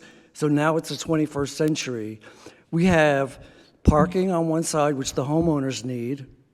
Henri Daniels is my neighbor. Where would they park? We have the Prince Hall Masons, which have functions of hundreds of people on a regular basis. We have the East Step Funeral Home, which is one of the most busy funeral homes in the city with people constantly trying to park. Where literally would these people park? They could not. We also have Engine 13, which is on McMecken Street, and I want to say McCullough. And the engines come out of there on McMecken, and the first thing they do is turn south on Utah. And they're already jockeying for position with cars. The yellow bus comes on, okay, adding like incredibly over amounts of traffic already there. And to propose losing one lane for bicyclists that, I'm a bicyclist, I look for bicyclists, I just don't see them there. Maybe if you build it, they will come. But I think it's a safety disaster waiting to happen. I think if the bike lane was put in there, you really would have literal deaths, people dying from fires because of the engines couldn't get there fast enough, car accidents, people getting mugged on the side streets. If you could begin. That's all I want to say. Thank you so much. I think there's two other folks here that would like to present. Ma'am, and then we're going to go to you, sir, and then we're going to go to online. Yes, ma'am, you have 2 minutes. Thank you. Blanca Tapawasco, District 1. Would have hoped that Mr. Cohen, who represents us, would be here. Also, Mr. Dorsey, who sent me an email telling me that he works 60 hours a week. And want to bring up that data is important. Data actually is documentation that allows truth to advance. That's what data does. Without data saying that we're going to complete a plan or give an update of a plan it's really not, it's really just a complete unfair process. According to Mr. Dorsey, 27% of households don't have cars. Not quite sure where he got that data, but he also said that we were a city of car dominance, so it has to be one or the other. We really cannot have this concept of let's build it and they will come. That was a great, by the way, premise for a blockbuster movie, but it isn't let's build it, let's come. Let me give you an example, President Council and also the rest. On Hillen Avenue, 3 weeks ago, an ambulance could not get through because the bike lane, which is on Hillen and 32nd, we all had to back up on Helen and turn in to the nearest intersection for the ambulance to go through. What we're having is, we're having a concept that actually it's putting bike riders at risk. I know Ms. Juice talked about how she walks from one side to another in the city. That would be wonderful. I live on Eastern Avenue. When I try that and to try to get exercise, I get slapped in my face. It is so unsafe for walking in Southeast right now. It is unsafe not just to walk, but to put the risk, we're adding risk, even the gentleman who just spoke, to add more risk to the people. This is not, I come from El Salvador, yeah. Football and bikes, that makes sense there. It still makes sense there, but not in Baltimore. And I ask, and I plead with you, please, you're one of the most, to me, I don't know what anybody else says, but to me, you are the most logical individual that actually listens to people. And I also would like to know who is actually benefiting, the bike riders or the big company. This is the same thing like the blueprint of the education system. We can't simply just throw money anymore just because we think that there is a problem. Let's examine what the risk is going to be for the bike riders. And instead of saying that we are car dominance and working 60 hours a week and not answering my emails, we really need to look at what is the benefit for those who we claim to serve, as opposed to who is actually going to get the pockets fuller. And I mean that with all respect. We are here paying taxes, and we pay the salaries of you and the rest of the people that are supposed to represent us. And I thank you. Thank you so much. And then the last gentleman, then we're going to go online. So you have 2 minutes. Good evening, everybody. My name is Ryan Jeffries. I'm from Council District 12, and I live in Johnston Square, a neighborhood that's predominantly 30% uninhabited right now with vacants. So I'm a multimodal user. I ride bikes, I take the bus, I use the light rail. And when I see the Complete Streets program as a gift that's going to be given to our city here.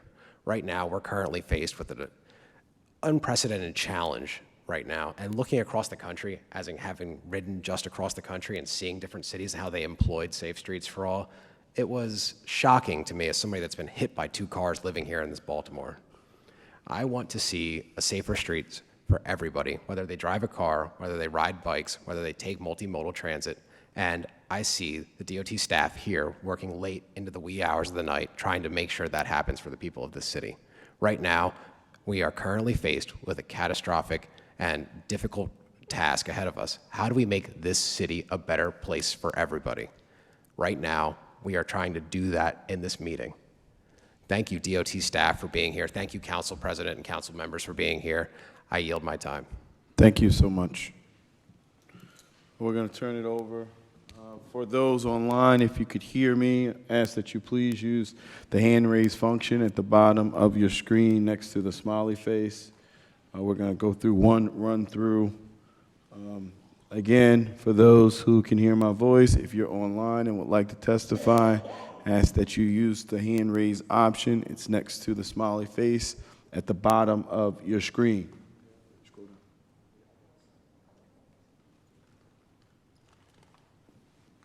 We're going to do another round just to ensure that everyone has an opportunity. If you would like to speak today to the City Council on this bill regarding complete streets, this legislative oversight, the opportunity is now. Please use the hand raise function.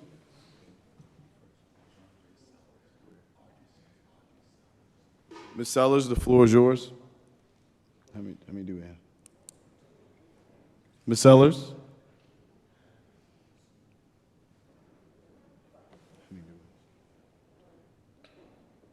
Ms. Sellers, if you can hear me, we cannot hear you.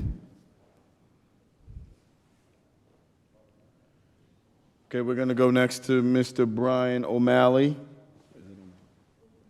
Brian O'Malley, we're unmuting you. If you can hear me, now is your time to speak. You have 2 minutes.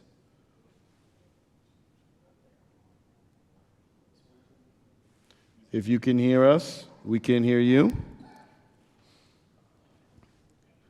My assumption is for folks that we're unmuting and they're not here, they're either away from their computers, and we're just going to continue to roll down the list. The next name is Carolyn Carey. We're unmuting you.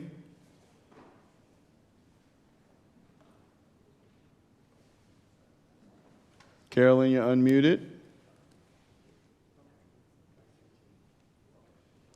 You're speaking, but we cannot hear you.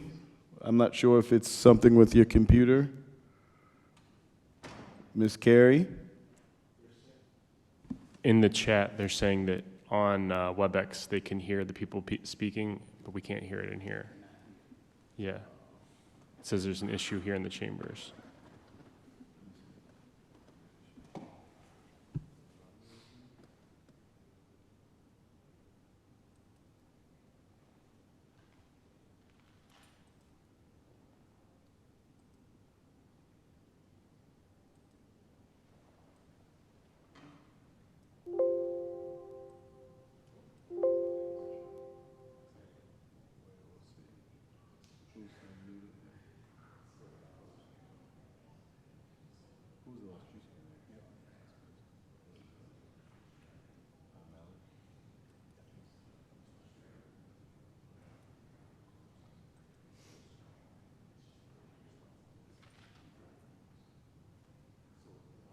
Hi, this is Audrey. Can you hear me? We can hear you loud and clear.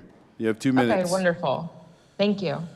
I'm Audrey Sellers. I'm an advocate with Disability Rights Maryland, which is the organization that's tasked with protecting the rights of people with disabilities in Maryland. So thank you for the opportunity to speak up for the rights of Marylanders with disabilities here tonight.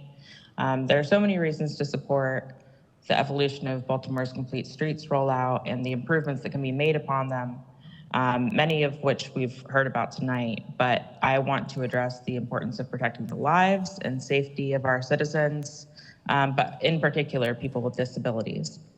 This is not the first time Baltimore City has heard from Disability Rights Maryland on pedestrian access. We're currently in litigation.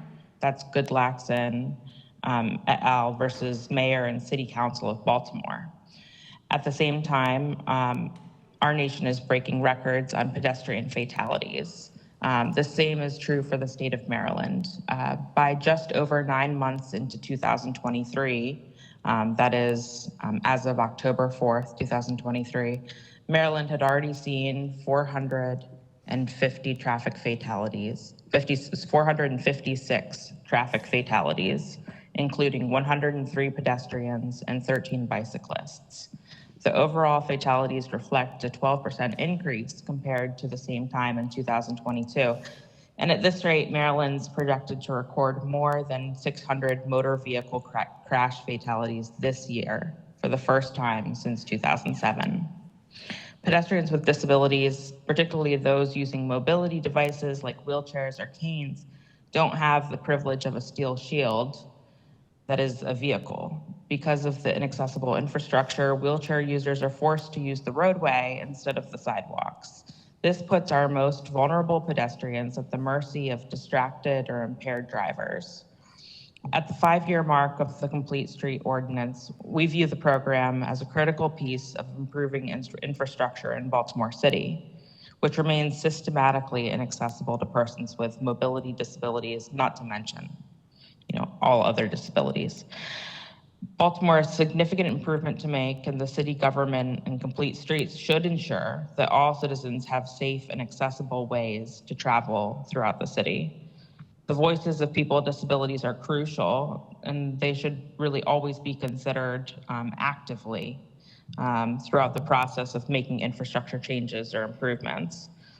And at this time of record-breaking pedestrian fatalities, we really cannot afford to wait 1 minute longer for infrastructure that protects all Marylanders, regardless of access needs. Thank you, Ms. Sellers.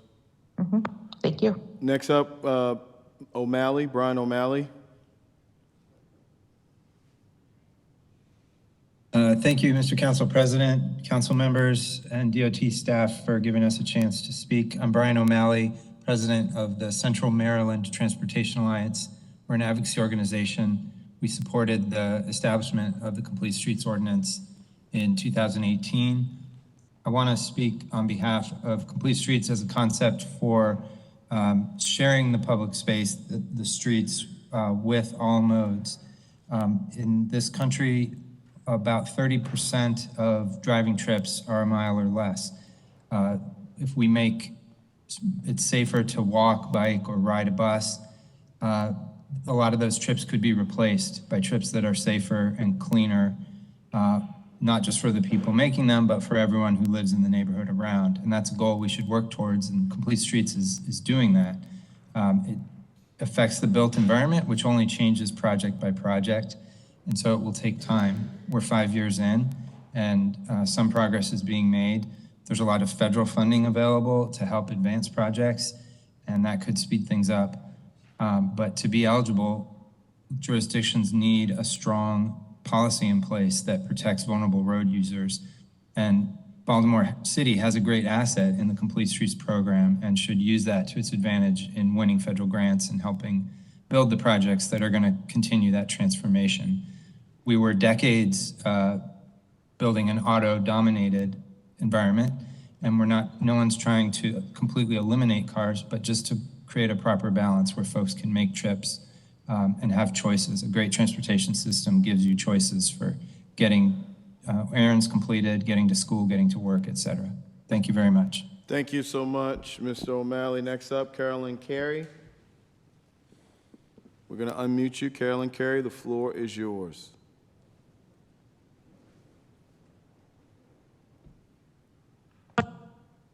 Can you hear me? We can hear you loud and clear. The floor is yours. Thank you so much, President Mosby. Thank you so much for this opportunity, and the council members who are there. I know it's late, the dinner hour and all, so I'm not going to really, I don't have a lot to say. It's just one question.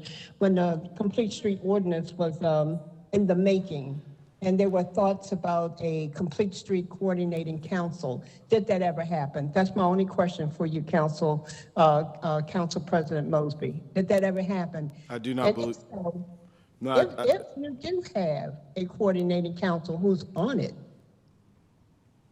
Ms. Carey, if you could say that one more time. In the planning of the Complete Street Ordinance, there was supposed to have been a Complete Streets Coordinating Council. Did that ever happen? There is. It's been dormant for the last year and a half, from what I understand, and one of my charges coming into DOT in the last few months is to actually bring that back soon. So it's okay. Did you hear the response? I thank you very much for that response, and when it comes back, would you have some people from the community involved with it? I mean, if it's a coordinating council and it involves your various departments that overlapped and so forth, could you please have some community people on that coordinating council? And I think that a lot of what's going on could be eliminated if you hear all of the voices. Thank you very much. Thank you so much, Ms. Carey. Next up, Ms. Audrey Sellers.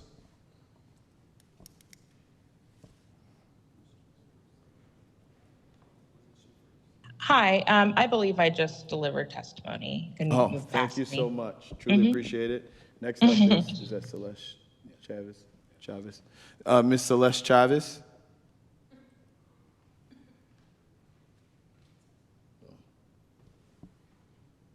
Davis. I am chair of the Department of Transportation and Urban Infrastructure Studies here at Morgan State University, and I'm still coming to you from my office today because it was important for me to address the chambers this evening. I have been a supporter of Complete Streets Ordinance from the beginning. I volunteered on the internal Complete Streets Manual Working Group, and I am here today to express my continued support. When I co-chaired Mayor Scott's Transportation and Infrastructure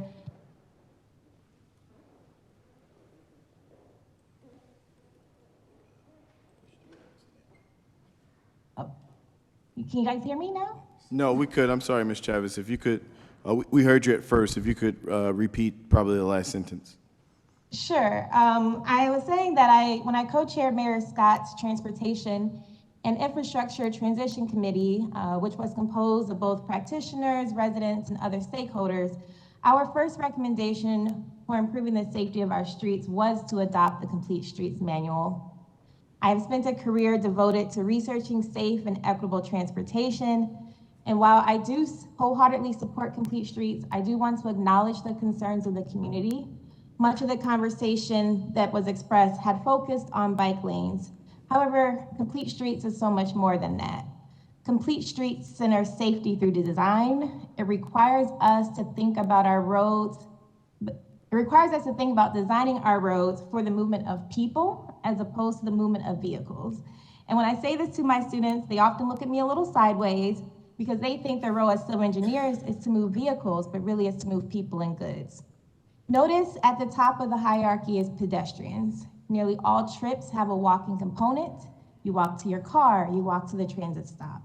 I also asked them about their experience taking transit, and they told me about the impact this unreliability had on their academic performance. And of course, I discussed many of the same statistics we heard earlier today. While this way of thinking about streets is relatively new, Baltimore is not alone in this effort. There are many cities, both domestic and abroad, pursuing similar efforts. And in fact, much of the federal discretionary funding requires that we now think about roads in a comprehensive manner. And if Baltimore wants to be competitive for these funds, we must continue to support streets that accommodate to all users. Thank you for your time. Thank you so much. Next up, Corey Jennings.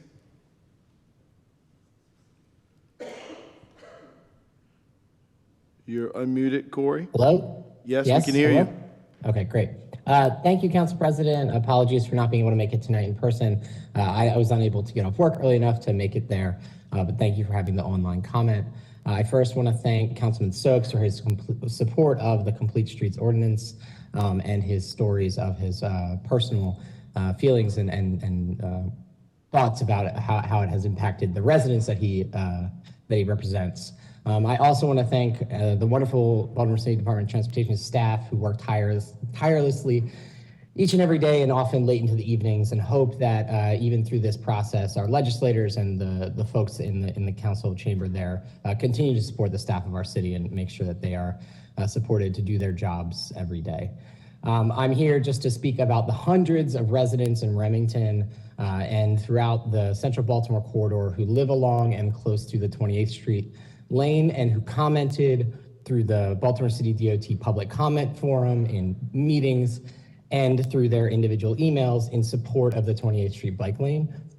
I've heard many people testify tonight saying that people should have a voice in their communities, but then in the same breath decry the communities who have those lanes and say that those lanes should not exist in the communities even where they are supported.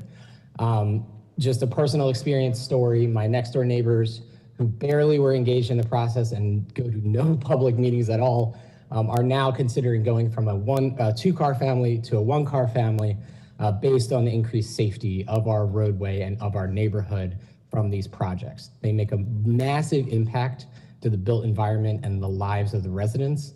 And I want to continue to thank and support the Complete Streets Ordinance and how it is impacting our community. Thank you. Thank you so much, Corey. Next up, Eric Stevenson. You're unmuted. For taking the time. My name is Eric Stevenson. I'm a Stantown, Winchester homeowner, father of a 2-year-old. The number one concern in our community related to this is traffic safety. So I really appreciate the benefits to pedestrian safety that Complete Streets offers. I'm a car owner primarily, driver, but also ride a bike. And one of the best things that I enjoy about my community is access to downtown, the Inner Harbor, Druid Hill Park, and the Gwynns Falls. However, it's like being on an island when you can't get from your home to those recreational treasures without crossing and riding in dangerous roads. So I really appreciate the potential that Complete Streets offers for my community. I'd also like to say that I appreciate the community engagement that DOT has done in my community, specifically around the Fremont Avenue project. We've had several meetings in the last year, and that project is 2 years out. We only wish that it could come sooner. So thank you. Thank you so much. Next up, we see Aaron.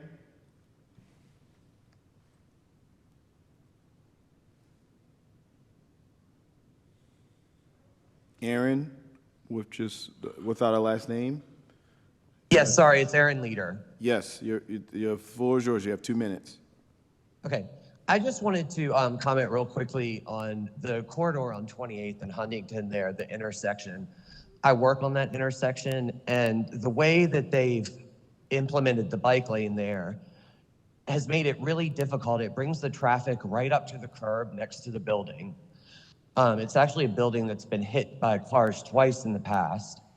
And that was one of our concerns with, we supported traffic calming, and the original thing that we were shown kept a 5-foot buffer, kept a buffer between the moving lane of traffic and the sidewalk.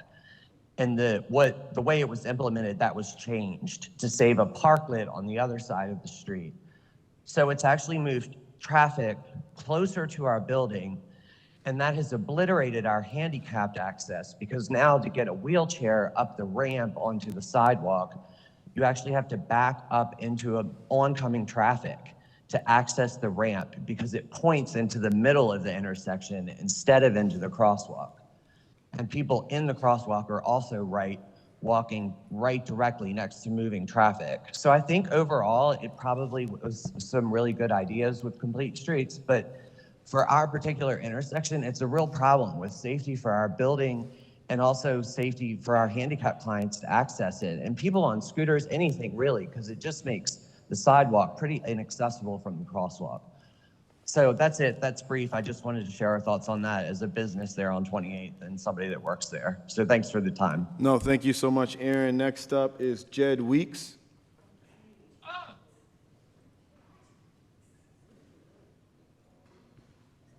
Mr. Weeks, you're unmuted. Thank you, Council President Mosby, members of the council. Jed Weeks here with Bikemore. Counter some of the implications tonight about activists. I'm a proud homeowner and taxpayer living in Baltimore City. I'm also missing my 2-year-old son's bedtime right now, so I apologize if you hear some crying. I wanted to focus on the past real quickly. The Baltimore's Complete Streets Ordinance is a product of one of the largest community input processes ever conducted by community members, coalition partners, and council members in modern council history, which is reflected in the over 2,000-page bill file.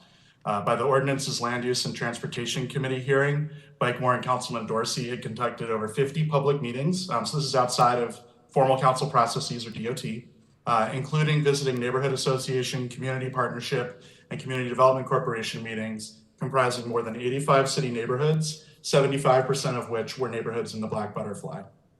Nearly 1,000 residents had signed a petition for passage of the ordinance, and many organizations and neighborhood associations joined the formal Complete Streets Coalition, including No Boundaries Coalition and Soundtown South, as Eric just mentioned, despite the implications made in prior testimony.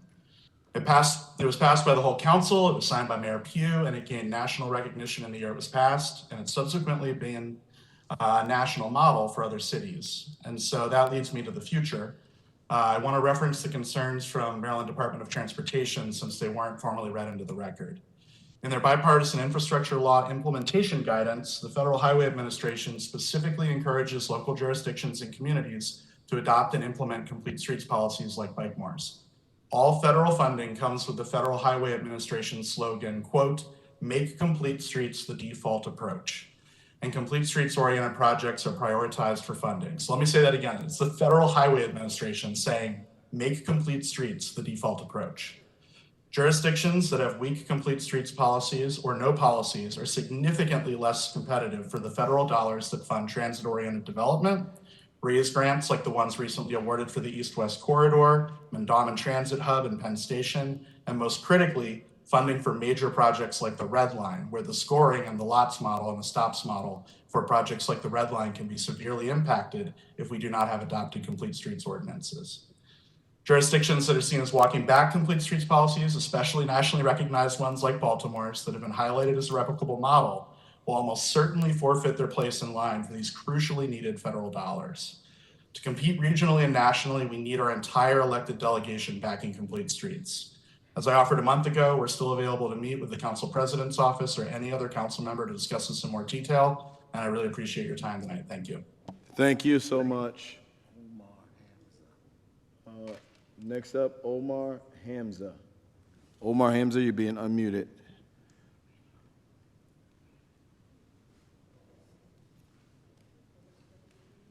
Omar? Hey there, can you hear me? Loud and clear. The floor is yours. Awesome. Thank you very much. Thank you for the City Council and DOT for enduring this session and holding it for us. So I'll just jump right into it. I think that the whole framing of Complete Streets has been completely off, and trying to frame it as anything besides a public safety issue is doing a disservice to what it's trying to accomplish here. It's not about bike lanes. It's not about drivers. It's not about all these kind of arguments that we've been hearing. It's about how to get around the city safely. Repealing Complete Streets is taking a step backwards and admitting that Baltimore City is flawed and can't be fixed. And I think that's not the path that we're trying to take. I think what we should be doing really is looking to see how we can implement Complete Streets a bit more quickly in areas that need it the most. The biggest disappointment that I see is that there's been a lack of infrastructure development in parts of the city, in West Baltimore, Southwest Baltimore, East Baltimore, that really need it. Areas where the percentage of car ownership, where car ownership is the lowest, typically don't see the improvements that occur in other parts of the city. So I think City Council should really be pushing DOT and giving them the resources and the funds. Clearly, DOT is understaffed to properly communicate to the community and get these projects done in a timely manner. I think it's going to be really important for DOT to work with the MTA as well to ensure that public transit infrastructure is in place so that taking the buses is not a hassle and is a reasonable alternative to driving. And in the spirit of equality, we should really ensure that no matter what mode of transportation you're taking, you feel safe and can arrive in your destination in one piece. And that's all I have to say. Thank you, Mr. Hums. Next up, Scott Summerer. Scott Summerer.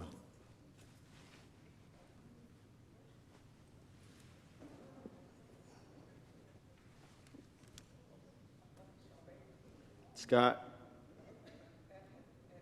if you can hear us, we cannot hear you. President Mosby and council members, particularly Schleifer, Stokes, Felicia Porter, thank you for your comments and your observations. Complete Streets is admirable, and I think there are interesting designs throughout the city that accommodate all modes of transportation. There have been revisions, and I think we know of areas in the city where revisions do need to be made. I sent you an email with a document, Council President Mosby. I hope you have it. I put down my position about my own neighborhood, and I'd like to contrast what Friends of Gwynn Falls went through. They had been proposed a bike lane, multimodal passage through the median strip there that they refused to have because of historic interests, and I respect their stance on that. Their plan was not part of Streets of Baltimore, but the Utah Place plan, which is my neighborhood, is posted. And the design for Utah Place under that plan is egregious, considering that there are 2 generous sidewalks, and through the median strip, Dolphin Street to North Avenue, there is a generously maintained easy passageway that I use as a cyclist. And as I said in my document to you, since 2007, I leave my house in Dolphin Lane, and I have done 30,000 miles up Utah Place into the park, 20 miles each ride. I do not see a need for the transformation of Utah Place in that plan. And I go back to, if Friends of Gwynn Falls were asked to accommodate bike lanes and multimodal traffic through a median strip, why is the Utah Place plan completely ignoring the fact that that plan exists on the median strip? And it's an insult to the Prince Hall Lodge, East Step Brother mourners, the many churches, the Lily Carroll Jackson Museum, and that dense block of legacy establishments to throw this down their throat. I thank you so much for taking my call, and I hope you take time to share my document and email that I sent to you, Council President Mosby. Thank you very much. Mr. Summerer, it's in the the bill file, so we have it, we received it, and it's located in the bill file forever. So thank you so much. Thank you. Thank you. And last and certainly not least, to close us out tonight, Tina Jolivet. Tina Jolivet, you're unmuted and the floor is yours. Members for the opportunity to voice my opposition to removing one dual traffic and parking lane in each direction along Utah Place and restricting them for cycling use. My grandparents purchased our homestead in 1956 and were one of the first African-American families to live on Utah Place in Bolton Hill. Utah is a beautiful street that has a unique feature of a park running down the middle median. Utah consists of large homes, many with multifamily occupants, and restricted bike lanes with significantly reduce vital parking for both residents and visitors. I would ask that the council require the city planning department to conduct a parking assessment of Utah Place to determine how many residents would be unable to park outside their dwelling if one lane in each direction is restricted for bicycle use only. Moreover, the architectural and historical significance of Utah Place would be diminished by the bold signage painted on the street and by the placement of physical lane barriers such as pilasters and poles right outside our doorstep.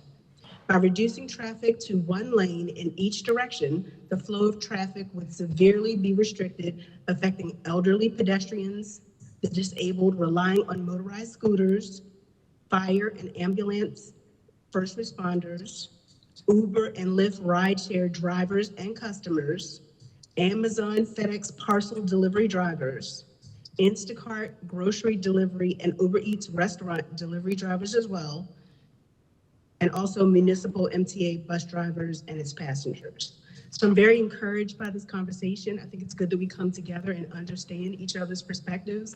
We all want each other to be safe and to be able to enjoy living and working in Baltimore.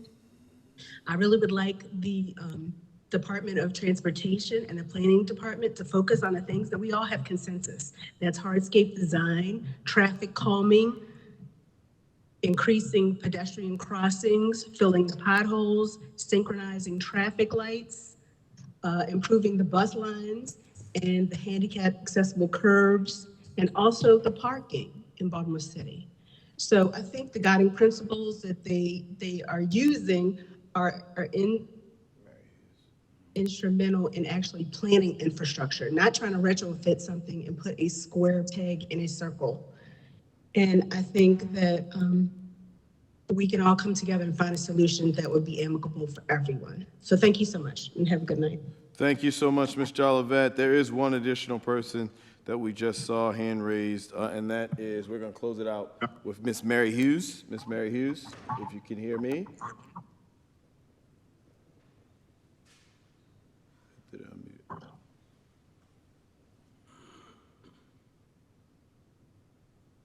Try to do it again right here. Unmute, yeah.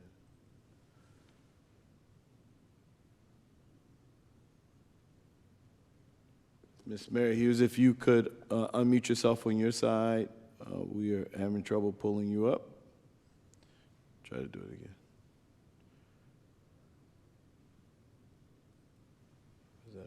That's it. Ms. Hughes, can you hear us? I can hear you. We can hear you loud and clear. You're going to close us out Thank you tonight. The so floor is much. yours. Thank you so much for having this forum. It has absolutely been wonderful. I just want to bring out one or 2 points. According to the National Bicycle Association, there is only 1.4% of the population of Baltimore City with bike riders. The largest percentage in the United States is Portland, Oregon, at 7%. The question on the floor, where are the bikes? We have no problems with bike lanes. We're just saying they cannot fit everywhere, and it's not a one-size-fit. And I do have a problem with our people who have put together the complete streets using what they call their caring and of the underprivileged, the underrepresented Black folks, Latinos, as saying that we need to do something to help them. They have statistics that they cannot prove in complete streets. It says 43% of Latino pedestrians are more likely to be killed than white pedestrians. 23% of Black bicyclists are more likely to be killed. Notice the word more likely, no data. I believe that minorities are being used to achieve Bikemore's recreational pleasures. Disability for the sidewalks, making it better, making it more accessible. If I thought that was the real motive behind this, I would have no problems with it. But I think we have with us people who are elitists, who have the bikes and they want to make Baltimore City suburbia. And that is not the case. And they say they don't want to get rid of cars, but my goodness, that's what it appears that they want. Bikes are the savior of Baltimore City, according to this Complete Streets and Bike More. And as far as community engagement, we invited Jed Weeks, president of Bike More, to come to our community meeting to discuss this. And they talk about going out and talking to 50 community organizations and whatever. He refused to come because he felt threatened. So you want to talk about community engagement? I don't think that's a good thing. So I just want everyone to realize that Complete Streets supposedly was set up for safety, public health, and a desire to create more opportunities for jobs, schools, and healthcare. Prove it. They give us this verbiage, but prove it. And I thank you so much, Mr. President, for hearing me. Good night. Thank you, Madam President Hughes. That's going to close us out for tonight.